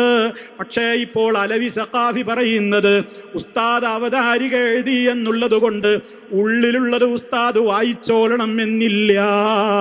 പക്ഷേ ആ കളവും പിടിക്കപ്പെടുന്നു. കാരണം എന്താണ്? ആ മൗലിദ് കിതാബിന്റെ ആമുഖത്തിൽ കാന്തപുരം തന്നെ പറയുന്നത് എന്താണ്? ഞാനിത് ആദ്യം മുതൽ അവസാനം വരെ വായിച്ചിട്ടുണ്ട്. പൊളിഞ്ഞില്ലേ നോണ നിങ്ങൾ നോക്ക്. അപ്പൊ പേരോടിന്റെയും അലവി സഖാഫിയുടെയും ഒക്കെ ഭാഷയിൽ ആര് മുശ്രിക്കാണ്? കാന്തപുരം മുശ്രിക്കാണ്. അനമുദബ്ബിറുൽ ആലം എന്ന് പറഞ്ഞ CM മടവൂരും മുശ്രിക്ക് തന്നെയാണ്. കാരണം ഭ്രാന്തൊന്നുമില്ലാത്ത അവസ്ഥയിലാണല്ലോ അത് പറയുന്നതെന്നാണ് ഉസ്താദിൻ്റെയും വിശേഷണം. അങ്ങനെയാണ്. അപ്പൊ സഹോദരങ്ങളെ, ഈ വിധത്തിലൊക്കെയുള്ള വികലമായ വിശ്വാസങ്ങളാണ് ഈ സമൂഹത്തിൽ എന്ന് വെച്ച് പുലർത്തിക്കൊണ്ടിരിക്കുന്നത്. ഈ വിശ്വാസങ്ങൾക്ക് എവിടെയാണ് നമുക്ക് പ്രമാണം? ഏത് ഘട്ടത്തിലും അറേബ്യൻ മുശ്രിക്കുകൾ പോലും സമുദ്രത്തിൽ അകപ്പെട്ട് കഴിഞ്ഞാൽ അവർ വിളിച്ചിരുന്നത് റഹ്മാനായ റബ്ബിനെയാണ്. കരയിലെത്തിയാലാണ് പലപ്പോഴും അവർ മറ്റുള്ളവരെ വിളിച്ച് തേടിയിരുന്നത്. മുങ്ങിപ്പോകും എന്ന ഘട്ടമെത്തിയാൽ അള്ളാഹുവിനെ ആത്മാർത്ഥതയോടുകൂടി റബ്ബേ നീയല്ലാതെ ഞങ്ങൾക്ക് വിളിക്കാനില്ല എന്ന നിലക്ക് ദഅവുല്ലാഹ മുഖ്ലിസീന ലഹുദ്ദീൻ, ആത്മാർത്ഥമായി കൊണ്ട് ഒരു അല്ലാഹനെ മാത്രമാണ് വിളിച്ചിരുന്നത്. ഇത് ഖുർആനിലില്ലേ? ഇതിവിടെ ആർക്കാണ് അംഗീകരിക്കാൻ കഴിയാത്തത്? എന്നാൽ നമ്മുടെ ഖലീൽ ബുഖാരി തങ്ങൾ എന്ന് പറയുന്ന AP സമസ്തയുടെ വക്താവ് അദ്ദേഹം പറയുന്നുണ്ട്, അദ്ദേഹം എവിടെ നിന്നോ ഒരിടത്ത് നിന്ന് യാത്ര ചെയ്യുകയാണ് കടലിലൂടെ. അയാൾ സഞ്ചരിക്കുന്ന ബോട്ടോ കപ്പലോ ഏതോ ഇപ്പം മുങ്ങിപ്പോകും എന്ന ഘട്ടമെത്തിയപ്പോൾ അദ്ദേഹം മനസ്സ് പൊട്ടിക്കൊണ്ട് വിളിച്ചത് ആരെയാണെന്ന് അദ്ദേഹം തന്നെ പറയുന്നത് നിങ്ങൾക്കൊന്ന് കേൾക്കാം. തിരമ്പുന്ന തിരൽമാലകൾക്കിടയിൽ കുറെ മീറ്ററുകൾ ഉയരത്തിലതാ ഓപ്പൺ ബോട്ടാണ്, കപ്പലല്ല, സൗകര്യങ്ങളുള്ള ബോട്ടല്ല, ഒരു സൗകര്യമില്ലാത്ത സാധാരണ കപ്പലാണ്. പെട്ടെന്ന് മഴയിൽ ഹജ്ജ് ക്ലാസ്സിലേക്ക് നടക്കുന്നതിന് വേണ്ടി വരികയാണ്. അതാ കടൽ ക്ഷോഭം വളരെ വളരെ രൂക്ഷമാവുകയും ഇതാ മരണത്തെ മുഖാമുഖം കാണുന്ന രംഗം, മരിച്ചെന്ന് കടലിൽ മറിഞ്ഞെന്ന് വിശ്വസിക്കുന്ന രംഗം. പക്ഷേ ആ സമയത്തൊക്കെയും വിളിച്ചത് ബദരീങ്ങൾ തവസ്സുലാക്കിക്കൊണ്ട്, ബദരീങ്ങളെ എന്നെ രക്ഷപ്പെടാൻ യഥാർത്ഥത്തിൽ വിരീതൻ മനസ്സുകൾ ഇതിൽ മരിക്കു, വെള്ളത്തിൽ മുങ്ങുക തന്നെ ചെയ്യും. മരിച്ചാൽ ഏതെങ്കിലും മത്സ്യത്തിന്റെ വയറ്റിൽ എന്റെ മയ്യത്ത് നിസ്കരിക്കാൻ പോലും റബ്ബേ എന്നെ എവിടെയെന്ന് കാണാൻ പോലും മനസ്സങ്ങ് മറഞ്ഞ സമയത്ത് ഓർമ്മ വന്നത് ബദരീങ്ങളെ നിങ്ങളല്ലാതെ രക്ഷിക്കാനില്ല, എനിക്ക് വിളിക്കാൻ നിങ്ങളല്ലാതെ മറ്റാരുമില്ല, നിങ്ങൾ എന്റെ കൈവിടല്ലേ. നോക്കിങ്ങൾ ആ മൂലയിൽ പറയുന്ന ഒരു രംഗം ഇതൊന്ന് ആലോചിച്ച് നോക്കിങ്ങൾ.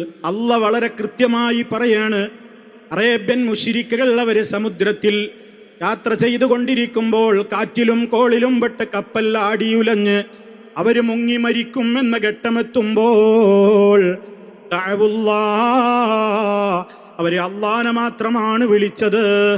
എങ്ങനെ? മുഖ്ലിസീന ലഹുദ്ദീൻ, മനസ്സ് നിറഞ്ഞ് ആത്മാർത്ഥതയോടുകൂടി അവരെ അള്ളാനെ മാത്രമാണ് വിളിച്ചത്. ആ പ്രവൃത്തി അവർ ചെയ്തതിനെ അള്ളാഹ് ആക്ഷേപിച്ചുകൊണ്ടല്ല പറയുന്നത്. അങ്ങനെയാണ് അവർ കടലിൽ ചെയ്തതെങ്കിൽ കരയിലെത്തിയാൽ എന്തേ ഇവര് അള്ളാനെ വിട്ട് മറ്റുള്ളവരോട് ദുആ ചെയ്യുന്നത് എന്ന് റഹ്മാനായ റബ്ബ് അവരെ ആക്ഷേപിക്കുകയാണ്. അപ്പൊ നോക്കൂ നിങ്ങൾ, സമുദ്രത്തിൽ വെച്ച് മുങ്ങിച്ചാവും എന്ന ഘട്ടമെത്തിയപ്പോ ഇതാ ഇനി എനിക്ക് വേറൊന്നുമില്ല എന്ന് വന്നപ്പോ ബദരീങ്ങളെ ഞാൻ വിളിച്ചു എന്നാണ് ടിയാൻ പറയുന്നത്. പറയൂ, ഇയാളേത് തങ്ങളാണ്? ലോകത്ത് എല്ലാ തങ്ങന്മാരുടെയും ടോപ്പ് ലീഡറായ അഷ്റഫുൽ വറാ മുഹമ്മദുർ റസൂലുള്ളാഹി സ്വല്ലല്ലാഹു അലൈഹി വസല്ലമിന്റെ പാത ഇതാണോ? അമ്പിയാക്കളുടെ പാത ഇതാണോ? സമുദ്രത്തിൽ കാറ്റും കോളും വന്ന് അകപ്പെട്ട് കഴിഞ്ഞാൽ റബ്ബിനോട് മാത്രം പ്രാർത്ഥിക്കലാണ് നബിമാരുടെ പാത, ശുഹദാക്കളുടെ പാത, സിദ്ദീഖീങ്ങളുടെ പാത, സാലിഹീങ്ങളുടെ പാത.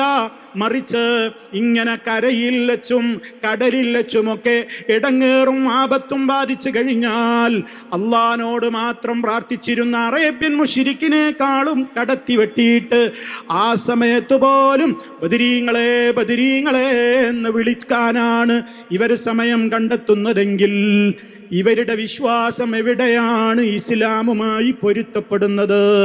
ഓ സഹോദരന്മാരെ, നിങ്ങൾ ചിന്തിക്ക്. ഇവിടെയാണ് ആലോചിക്കേണ്ടത്. അല്ലാഹു സുബ്ഹാനഹു വ തആലയോടല്ലാത്ത പ്രാർത്ഥന, ആ പ്രാർത്ഥനയുണ്ടെങ്കിലേ നമുക്ക് രക്ഷപ്പെടാനാകൂ എന്നാണ് ഇവർ സമൂഹത്തോട് പറയുന്നത്. അതാണ് ഏറ്റവും വലിയ അത്ഭുതം. നിങ്ങൾ ചിന്തിക്കണം, പല സാധുക്കളായ ആളുകളുടെയും ധാരണ എന്താ? സാധാരണക്കാർ പറയും, ഞങ്ങൾ അള്ളാഹിനോട് മാത്രമേ ദുആ ചെയ്യാറുള്ളൂ, ഞങ്ങൾ ഔലിയാക്കളോടൊന്നും ഞങ്ങൾ സഹായം തേടാറില്ല, ഞങ്ങൾ എന്തേ പറയാറുള്ളൂ, ഞങ്ങൾ അവരുടെ ഹക്ക് കൊണ്ട് ഞങ്ങളെ രക്ഷിക്കണേ അല്ലാ എന്നേ പറയാറുള്ളൂ എന്നൊക്കെ ഇവർ പലപ്പോഴും പറയാറുണ്ട്.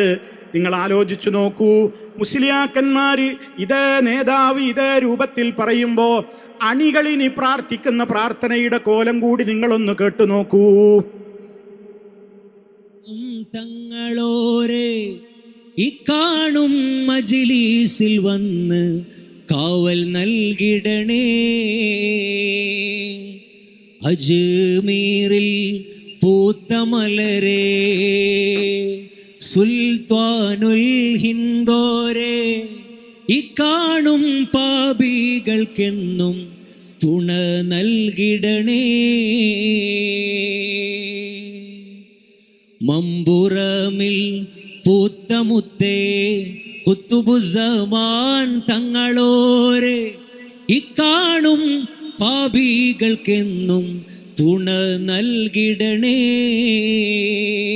സഹോദരങ്ങളെ, ഇതിങ്ങനെ നീണ്ടു പോവുകയാണ്. കുറേ ആളുകൾ ഇങ്ങനെ വിളിച്ച് തേടുന്നതാണ്. ഇപ്പൊ 3 ആള് കേട്ടില്ലേ? അംബറും അജ്മീറും അതുപോലെ തന്നെ ഗൗസുല്ലാലും എല്ലാവരോടും പറയണത് നിങ്ങൾ ഇവിടെ വരണമെന്ന്, ഇവിടെ വന്നിട്ട് ഞങ്ങളെ സഹായിക്കണം, പാപികളാണ് ഞങ്ങൾ, നേരിട്ട് അവരെ വിളിച്ച് ദുആ ചെയ്യണം.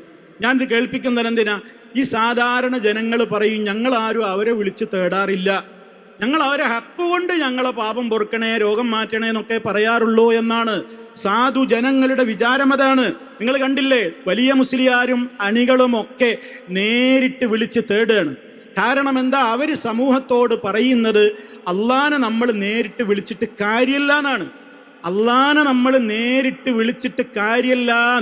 കാരണം ആദ്യം നമ്മൾ തെറ്റ് ചെയ്താൽ, നമ്മളുടെ അടുക്കൽ വല്ല അബദ്ധവും വന്നാൽ ആദ്യം നബിതങ്ങളോട് പറയണം, അള്ളാന്റെ റസൂലിനെ വിളിച്ചു പറയണം, നബിയെ തെറ്റ് ചെയ്തു, ഇർതകബ്തു അലൽ ഖതാ ഗൈറ ഹസ്രിൻ വഅദദ് ലക അഷ്കൂ ഫീഹി യാ സയ്യിദി ഖൈറൻ നബി. നബിയെ, ഒരുപാട് തെറ്റുകളുടെ കൂമ്പാരം ഞാൻ ചെയ്തിട്ടുണ്ട്, അങ്ങയോട് ആവലാതി പറയാണ്, എൻ്റെ പാപം പൊറുക്കണം.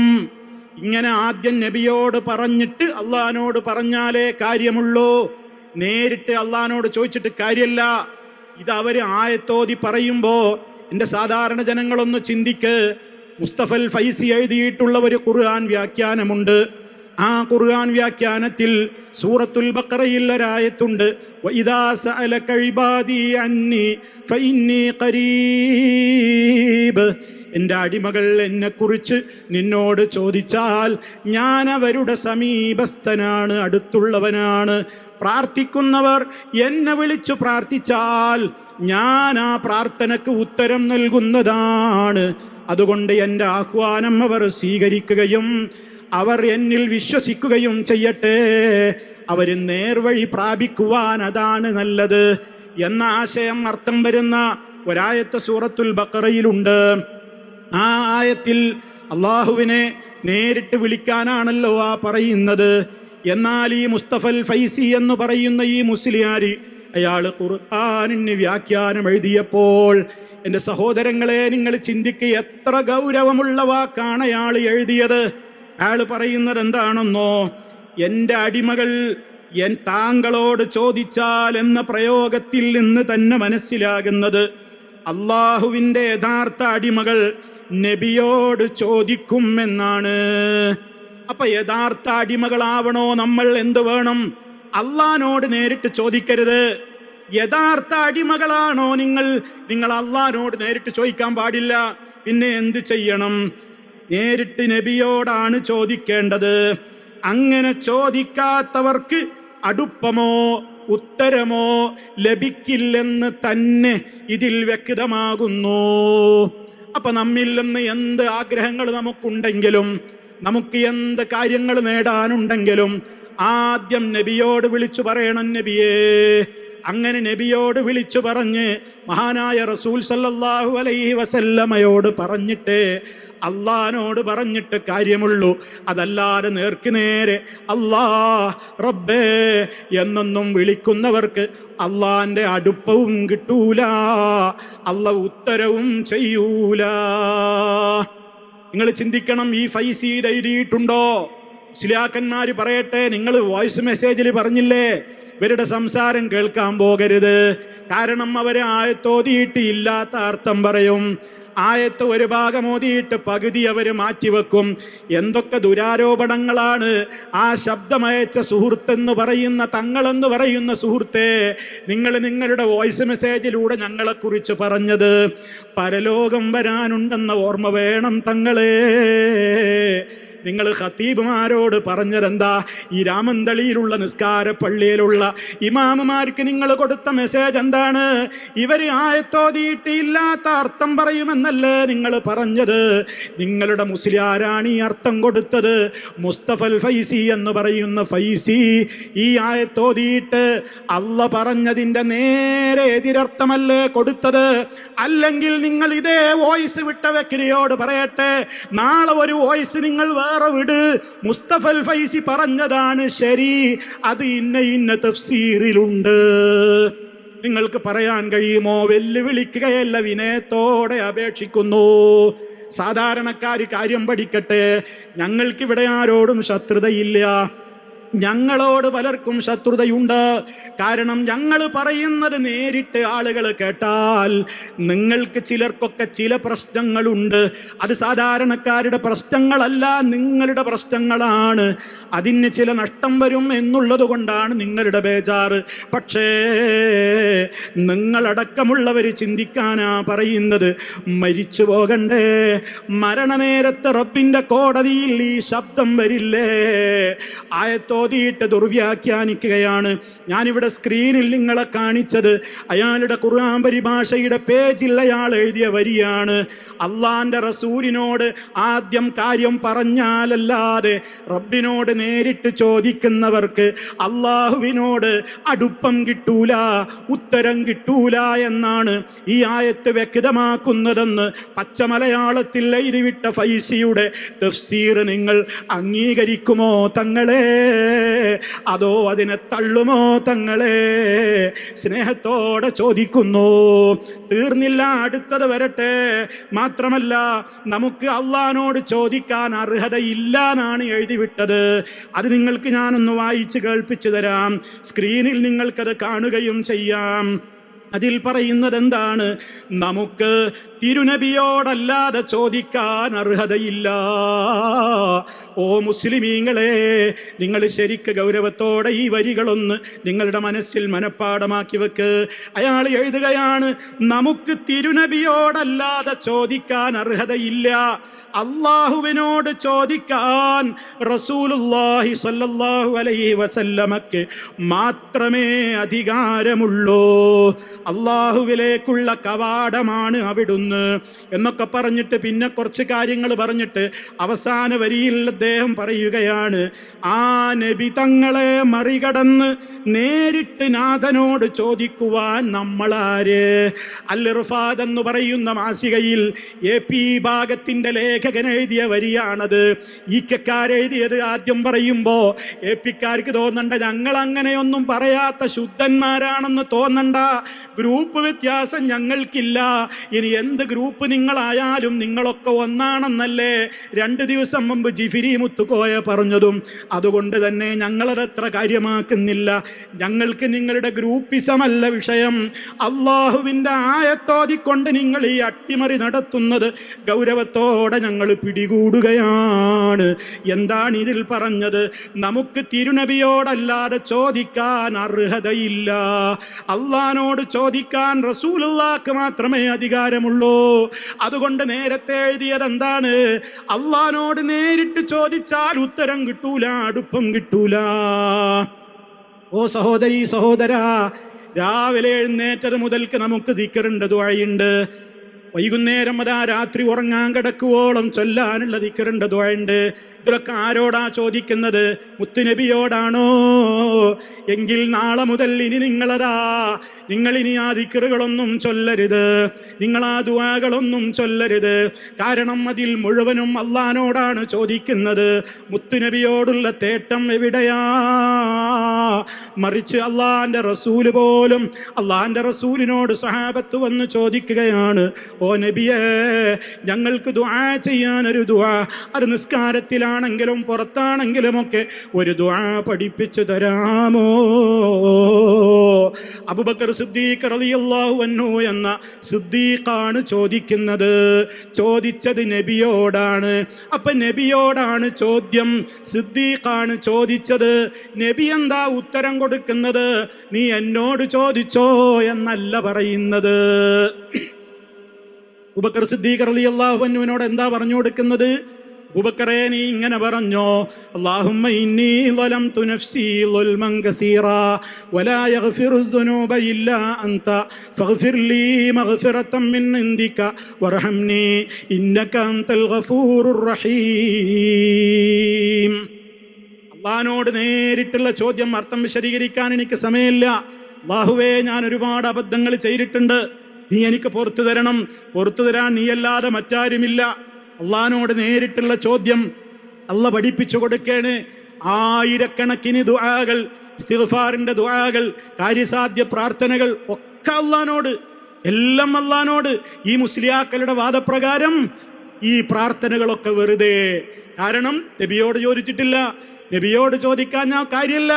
നബിയോടല്ലേ നമുക്ക് ചോദിക്കാൻ പറ്റൂ, അള്ളാഹിനോട് ചോദിക്കാൻ നമുക്ക് അർഹതയില്ല. ആലോചിച്ചു നോക്കൂ, ഈ ആശയം എവിടെ നിന്ന് കിട്ടി? ഇതാണ് നിങ്ങൾ ചിന്തിക്കേണ്ടത്.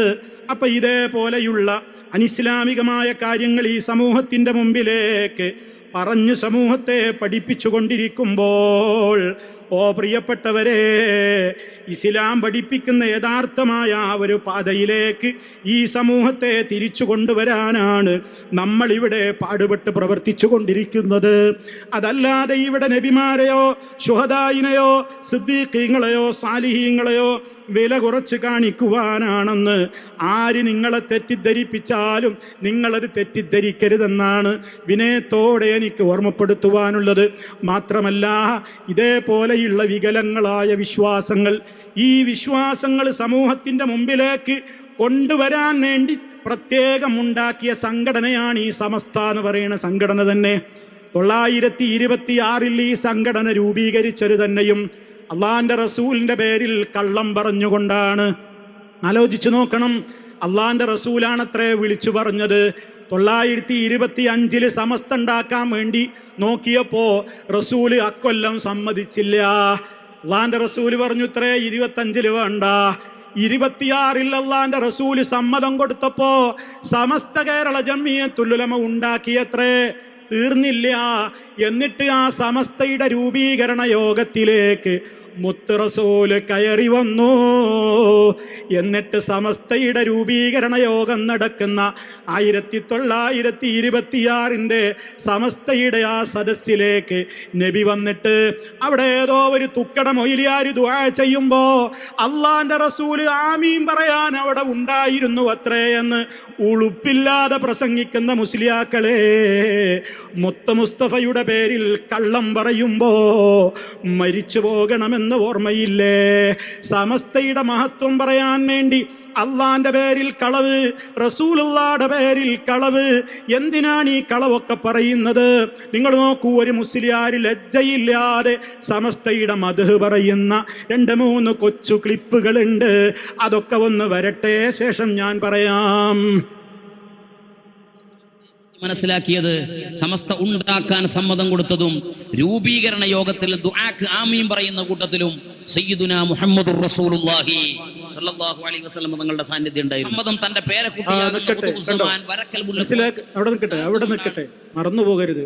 എന്താ പറയുന്നത്? സമസ്തയുടെ രൂപീകരണത്തിന് സമ്മതം കൊടുത്തത് ആരാണ്? അല്ലാഹുവിന്റെ റസൂൽ. എന്നിട്ടോ ആ രൂപീകരണ യോഗത്തിൽ ഒരു മൗലിയാരല്ലേ പ്രാർത്ഥിക്കുണ്ടാവുക. മൗലിയാർ പ്രാർത്ഥിക്കുമ്പോ പാവ റസൂല് ആമീൻ ആമീൻ പറയാ. ഇവന്റെ പ്രാർത്ഥനക്ക് ആമീൻ പറയാൻ മുത്ത മുസ്തഫ അവിടെ വന്നിരുന്നു. അടുത്ത ഭാഗം കേൾക്ക്. സമ്മതം തന്റെ പേരക്കുട്ടിയാകുന്ന ഖുതുബുസ്സമാൻ വരക്കൽ മുല്ലക്കോയ തങ്ങൾക്ക് കിട്ടാത്തതുകൊണ്ടാണ് സംഘടനക്ക് കണ്ടില്ലേ? വരക്കൽ മുല്ലക്കോയ തങ്ങൾക്ക് സമ്മതം കൊടുക്കാത്തത് കൊണ്ടാണ് 25 ഉണ്ടാക്കാൻ വിചാരിച്ചതായിരുന്നു. 25 കേരള ജംഇയ്യത്തുൽ ഉലമയ ഉണ്ടാക്കിയത്. എന്നിട്ട് പിന്നെ അതിന്റെ തലക്കൽ ഒരു സമസ്താന് ചേർത്തിട്ട് 26 ഉണ്ടാക്കിയത്. കേരള ജംഇയ്യത്തുൽ ഉലമ എന്ന് പറയുന്നത് ഇസ്ലാഹി പ്രസ്ഥാനത്തിന്റെ ആദ്യത്തെ പണ്ഡിത സംഘടന. അതവിടെ ആദ്യം ഉണ്ടായത്. പേര് പുത്തൻവാദിയിൽ നമ്മക്ക ആരാ പുതിയത് ആരാ പഴയത് എന്ന് നിങ്ങൾ ചിന്തിച്ചാൽ മതി. ആ സമസ്തയിൽ നിന്ന് ഇറങ്ങിപ്പോയിട്ട്, ആ കേരള ജംഇയ്യത്തുൽ ഉലമയിൽ നിന്ന് ഇറങ്ങിപ്പോയിട്ടാണ് സമസ്ത കേരള ജംഇയ്യത്തുൽ ഉലമ എന്നുള്ള പേരുണ്ടാക്കിയത്. അത് അള്ളാന്റെ റസൂല് ഓർഡർ കൊടുത്തിട്ട്, എന്നിട്ട് റസൂല് വേഗം അവിടെ പാഞ്ഞെത്തി വന്നിട്ട് ആമീൻ പിടിക്കാൻ ഇരിക്കും ചെയ്തു എന്നാണ്. ഇനി ബാക്കി പറയട്ടെ. അയാള് സംഘടനയാണിത്. നിങ്ങൾക്ക് ഗൗരവം മനസ്സിലാകുന്നില്ലേ? അഷ്റഫുൽ ഖൽഖ് വേണ്ടാത്ത അഭിപ്രായം പറയാൻ നിൽക്കൂല. കണ്ടോ? അപ്പൊ ഇതിന്റെ ഗൗരവം നിങ്ങൾക്ക് മനസ്സിലായില്ലേ? സമസ്തയുടെ മഹത്വം നിങ്ങൾക്ക് മനസ്സിലായോ? എന്തെങ്കിലുമൊക്കെ തുക്കട കാര്യത്തിന് അള്ളാന്റെ റസൂല് ഇടപെടും. അതാ ഞങ്ങളുടെ സമസ്ത. നിങ്ങളൊന്ന് ആലോചിച്ച് നോക്കി. ഇത്ര ഉളുപ്പില്ലാത്ത ഒരു വർഗം അള്ളാന്റെ റസൂലിന്റെ പേരിലാണ് ഈ കള്ളം പറയുന്നത്. അള്ളാന്റെ റസൂല് വന്നിട്ട് എല്ലാ അർത്ഥത്തിലും, അതിപ്പോ മർക്കസിന് തറക്കല്ലിടാൻ വേണ്ടിയിട്ട് ആളെ പറഞ്ഞു കൊടുത്തതൊക്കെ റസൂലാണെന്ന് മറ്റവന്മാരും വാദിക്കുന്നുണ്ട്. എല്ലാവരും കണക്കാ. എന്നിട്ടോ ഇപ്പൊ തർക്കമാണ്. മുത്തുനബിയെ സ്വപ്നത്തിൽ കണ്ടാൽ അത് മുത്തുനബിയാണോ അല്ലേ? അതിന്റെ പേരിൽ വലിയ കുതൂഹലം നടക്കുകയാണ്. ഞാനിപ്പോ അങ്ങോട്ടൊന്നും പോകുന്നില്ല. നിങ്ങൾ ആലോചിച്ചു നോക്കണം, എന്തിനാണ് ഇസ്ലാഹി പ്രസ്ഥാനം ഇങ്ങനെ ഗ്രാമാന്തരങ്ങളിൽ ഇതേപോലെ പ്രവർത്തനങ്ങൾ സംഘടിപ്പിക്കുന്നത് എന്നറിയോ? ഇപ്പോ മുദബ്ബിറുൽ ആലം മടവൂരാണെന്ന് പറയുന്നവർ മുശ്രിക്കുകളാണെന്ന് പേരോട് ഈ ഭാഗം പറഞ്ഞു കഴിഞ്ഞു. നിങ്ങൾ നോക്ക്, നാദാപുരം എഫക്റ്റ് തീർന്നിട്ടില്ല, അവിടെയും അവസാനിച്ചിട്ടില്ല. ഇപ്പൊ നമ്മൾ പറയുന്നു എന്ത്? ലോകം മുഴുവൻ നിയന്ത്രിക്കുന്നത് മടവൂരാണെന്ന് പറഞ്ഞ ശിർക്ക്.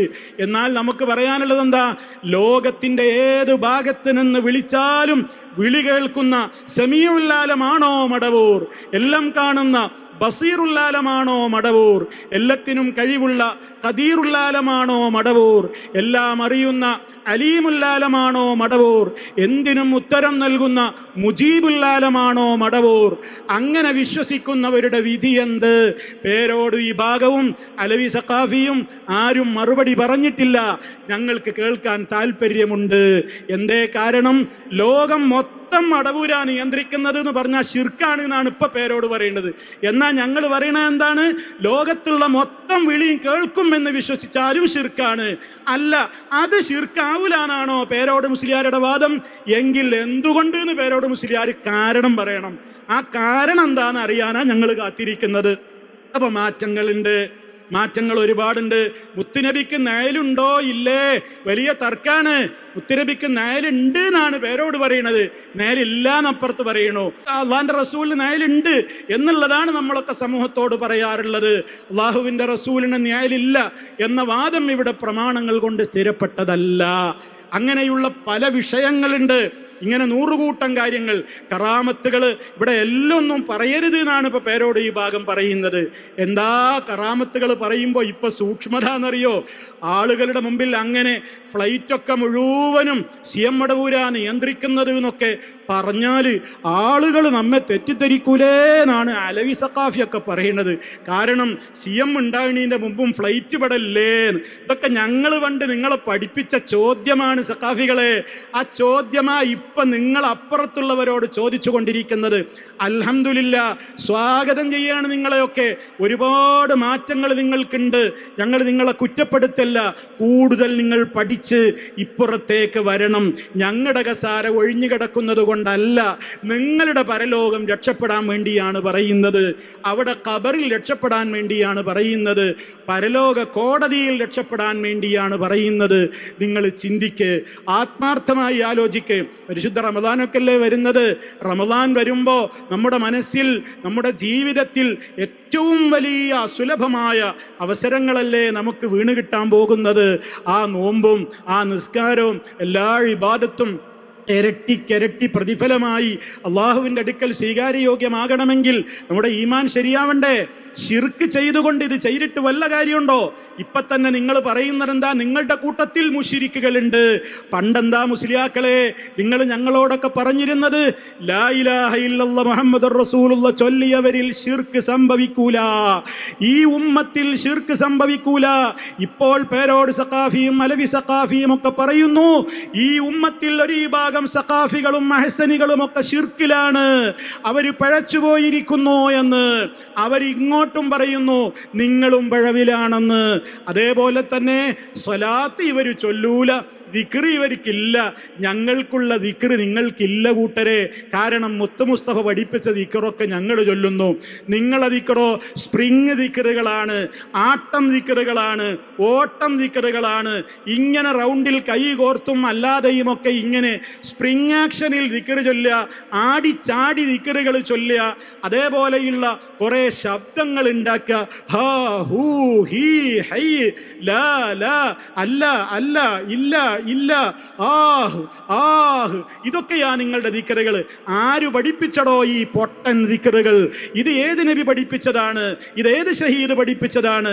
ഏത് സിദ്ദീഖ് പഠിപ്പിച്ചതാണ്? ഏത് സാലിഹീങ്ങൾ പഠിപ്പിച്ചതാണ്? ഞങ്ങൾ തേടുന്നത് അവരുടെ വഴിയിൽ ഞങ്ങളെ ചേർക്കണേനാണ്. നിങ്ങൾ തേടുന്നത് ആരോടാണ്? യഹൂദിയുടെയും നസറാനിക്കുമാണ് ഈ ഖബറിന്റെ സമീപത്ത് മുട്ടും ചാട്ടവും ഉള്ളത്. അവർക്കാണ് അവരുടെ ദിക്റിന്റെ സമയത്ത് തുള്ളൽ ദിക്റുകൾ ഉള്ളത്. അവർക്കാണ് ഇത്തരത്തിലുള്ള ചുറ്റിച്ചാടൽ ദിക്റുകൾ ഉള്ളത്. അവർക്കാണ് ഖബർ കെട്ടിപ്പടുക്കലുകൾ ഉള്ളത്. അവർക്കാണ് അവിടെ വർണ്ണപ്പെട്ടുകൊണ്ട് മൂടുന്ന സംസ്കാരമുള്ളത്. അവർക്കാണ് അവിടെ ഉറൂസുകളുടെ ആചാരങ്ങളുള്ളത്. മുസ്ലിമീങ്ങൾക്കതില്ല. അതുകൊണ്ടാണ് പറയുന്നത് ആ കൃത്യമായ നിലക്കുള്ള വിശ്വാസധാരയിലേക്ക് വന്നാലേ റമദാനിലെ നോമ്പ് സ്വീകരിക്കുള്ളൂ. അതേ അവസരത്തിൽ ഏതെല്ലാം ശിർക്കൻ വിശ്വാസങ്ങളുണ്ടോ അതൊക്കെ മാസം 17 പുറത്തേക്കെടുക്കും. എന്നിട്ട് ബദരീങ്ങളെന്ന് ഇങ്ങനെ സ്വലാത്ത് മജ്ലിസ് എന്ന പേരിൽ ബദരീങ്ങളെ വിളിക്കാൻ വേണ്ടി കുറേ മജ്ലിസുന്നൂറുകളും ദഹമൗത്തത് കൂട്ടിയിടും, ഇബ്ലീസ് കൂസിനെ കാട്ടിയിടും, നേരം ലഴീനവനാട്ടുവാൻ ബദരീങ്ങളാൽ തുണ റബ്ബന എന്നിങ്ങനെ പാടുക. അതിങ്ങനെ ഏറ്റുപാടുക. അങ്ങനെ ബദരീങ്ങളോട് തേടിയ, ശുഹദാക്കളെ വിളിച്ച് തേടിയ ഒരു തേട്ടം അള്ളാന്റെ റസൂല് തേടിയത് കാണിക്ക്, സ്വഹാബത്ത് തേടിയത് കാണിക്ക്. ഇലാ യൗമിൽ ഖിയാമ അത് കാണിക്കാൻ കഴിയൂല സഹോദരങ്ങളെ. അതുകൊണ്ട് തന്നെ കൃത്യവും വ്യക്തവുമാണ് ഇസ്ലാമിൻ്റെ യഥാർത്ഥത്തിലുള്ള ഈ വിശ്വാസം. ഈ വിശ്വാസത്തെ അതനുസരിച്ചുകൊണ്ടുള്ള അതേ ഒരവസ്ഥയിലേക്ക് മടക്കിയാലല്ലാതെ രക്ഷപ്പെടൂലാന്നാ അള്ളാഹു തആല പറയുന്നത്. അതുകൊണ്ട് നമ്മുടെ ജീവിതത്തിൽ അള്ളാഹുവിനെ റബ്ബായി അംഗീകരിക്കുന്നതോടൊപ്പം ആ റബ്ബ് പഠിപ്പിച്ച വിശ്വാസം, ആചാരം എവിടം മുതൽ നേരത്തെ ഇവിടെ നിങ്ങൾ കേട്ടുകഴിഞ്ഞു. വൈവാഹിക രംഗത്തുള്ള ഓരോ ചലനങ്ങളും, കുടുംബജീവിത മേഖലയിലുള്ള കാര്യങ്ങളും, മുസ്ലിം സ്ത്രീകളുടെ വേഷവിധാനവും, അവരുടെ വീടകത്തവർ പാലിക്കേണ്ട മര്യാദകളും എന്നുവേണ്ട ജീവിതത്തിൻ്റെ A മുതൽ Z വരെയുള്ള കാര്യങ്ങളിൽ നമ്മുടെ മക്കളെ ദിക്റുകൾ ദിക്റുകൾ പഠിപ്പിക്കൽ, ദുആകൾ പഠിപ്പിക്കൽ, വീട്ടിൽ ഖുർആൻ പാരായണം അധികരിപ്പിക്കൽ, സക്കാത്തിന്റെ കാര്യം ശ്രദ്ധിക്കൽ, ആഭരണത്തിനും സക്കാത്ത് കൊടുക്കൽ, അതേപോലെ നോമ്പിന്റെ കാര്യം, ഹജ്ജിന് പോയിട്ടില്ലെങ്കിൽ അതിനെക്കുറിച്ച് ആലോചിക്കൽ, നിസ്കാരത്തിന്റെ കാര്യത്തിൽ സജീവമായ ശ്രദ്ധ പുലർത്തൽ, ഒരൊറ്റ ദിക്ർ ദുആകളും ജീവിതത്തിൽ നിന്ന് ഒഴിവാക്കാതെ നിത്യവും ദായിമായി കൊണ്ട് അതൊക്കെ നിർവഹിക്കൽ തുടങ്ങി ഏതെല്ലാം കാര്യങ്ങളിൽ നമുക്ക് ഇസ്തിഖാമത്ത് വേണോ അവിടെയെല്ലാം ഇസ്തിഖാമത്ത് നിലനിർത്തിക്കൊണ്ട് മുന്നോട്ട് പോയാൽ മാത്രമേ നമുക്ക് രക്ഷപ്പെടാൻ കഴിയൂ. അതല്ലാതെ ആ സമയങ്ങളിലും നമ്മൾ സമയം പോകാൻ വേണ്ടി മൊബൈൽ എടുക്കുക, അവിഹിതമായ ബന്ധങ്ങൾ, അവിഹിതമായ ചാറ്റിങ്ങുകൾ, അതുപോലെ തന്നെ കല്യാണങ്ങളിലും അതുപോലെ അങ്ങാടികളിലുമൊക്കെ ഇറങ്ങുമ്പോഴുള്ള സർവ്വവിധത്തിലുള്ള തോന്നിവാസങ്ങൾ, ഗാനമേളകൾ, ഡാൻസുകൾ, പാട്ടുകൾ, രസിക്കൽ, ഇതൊക്കെ ഇങ്ങനെ മൊബൈലിൽ സമയം കണ്ടുകൊണ്ട് അവസാനം മലക്കുൽ മൗത്ത് വരുമ്പോൾ ഒന്ന് സമയം പിന്തിപ്പിച്ചു തരാമോ എന്ന് ചോദിക്കുന്ന അവസ്ഥയിലേക്ക് തരം താഴുമ്പോൾ രക്ഷയുണ്ടാവില്ല ഉമ്മമാരെ, സഹോദരിമാരെ, സഹോദരന്മാരെ. അതുകൊണ്ട് അള്ള പറഞ്ഞ ഈ കണ്ടീഷൻ പാലിക്കണം. സുമ്മസ്തഖാമൂ, നേരെ ചൊവ്വേ അങ്ങ് ജീവിച്ചാൽ നമുക്ക് രക്ഷപ്പെടാൻ സാധിക്കും. റഹ്മാനായ റബ്ബ് ആ അർത്ഥത്തിലുള്ള ജീവിതം നമുക്ക് പ്രദാനം ചെയ്യുമാറാകട്ടെ. പരിശുദ്ധ റമളാനിലേക്ക് ആഫിയത്തോടെ ആരോഗ്യത്തോടെ പ്രവേശിക്കുവാനും ഇബാദത്തുകൾ കൊണ്ട് റമളാനിനെ മുഴുവനും ധന്യമാക്കുവാനും സജീവമാക്കുവാനും അള്ളാഹു നമുക്ക് തൗഫീക്ക് പ്രദാനം ചെയ്യുമാറാകട്ടെ. ഫലസ്തീനിൻ്റെ മക്കൾ കണ്ണുനീര് കുടിച്ചുകൊണ്ടിരിക്കുകയാണ്. ഒരുപാട് ആളുകൾ ഈ ലോകത്തോട് വിട പറഞ്ഞു. മുറിവേറ്റവരുണ്ട്, പ്രയാസപ്പെടുന്നവരുണ്ട്. ഫലസ്തീനിൽ അവരെ യഹൂദികളും അവരുടേതായ സഹായികളും ആട്ടിയോടിച്ചു കൊണ്ടിരിക്കുന്ന ഈ ഒരവസ്ഥയിൽ റഹ്മാനായ റബ്ബിനോട് നമ്മുടെ പ്രാർത്ഥനയിൽ ആ സഹോദരങ്ങളുടെ മോചനത്തിന് വേണ്ടി, സഹായത്തിന് വേണ്ടി നമ്മുടെ പ്രാർത്ഥനകളിൽ നമ്മൾ ഇടം കണ്ടെത്തണം എന്നുകൂടി ഈ അവസരത്തിൽ ഓർമ്മപ്പെടുത്തുകയാണ്. നമ്മിൽ നിന്ന് മരണപ്പെട്ടു പോയവരുണ്ട്, അവർക്കല്ലാഹു ഖബറിടം വിശാലമാക്കി കൊടുക്കുമാറാകട്ടെ. രോഗികളുണ്ട്, പ്രയാസപ്പെടുന്നവരുണ്ട്. തുടക്കത്തിലെ ഞാൻ സൂചിപ്പിച്ചതുപോലെ ഒരുപാട് വിഷമങ്ങളുള്ള ആളുകൾ ഈ സദസ്സിലുമുണ്ടാകും. എല്ലാവരുടെയും വിഷമങ്ങൾ അള്ളാഹു തീർത്തു കൊടുക്കുമാറാകട്ടെ. ഈമാനോടുകൂടെയുള്ള അന്ത്യം റഹ്മാനായ റബ്ബ് നമുക്ക് വിധിക്കുമാറാകട്ടെ. ഇസ്ലാമികമായ നിലക്കുള്ള ജീവിതത്തിന് നമുക്കും നമ്മുടെ മക്കൾക്കും കുടുംബങ്ങൾക്കുമൊക്കെ തൗഫീക്ക് നൽകിക്കൊണ്ട് അവൻ നമ്മെ ആദരിക്കുമാറാകട്ടെ. റബ്ബന ആതിനാ ഫിദ്ദുനിയാ ഹസന വഫിൽ ആഖിറതി ഹസനതൻ വഖിനാ അദാബന്നാർ. അല്ലാഹുമ്മ സ്വല്ലി അലാ മുഹമ്മദിൻ വഅലാ ആലി മുഹമ്മദ് വൽഹംദുലില്ലാഹി റബ്ബിൽ ആലമീൻ. വസ്സലാമു അലൈക്കും വറഹ്മത്തുള്ളാഹി വബറകാതുഹു.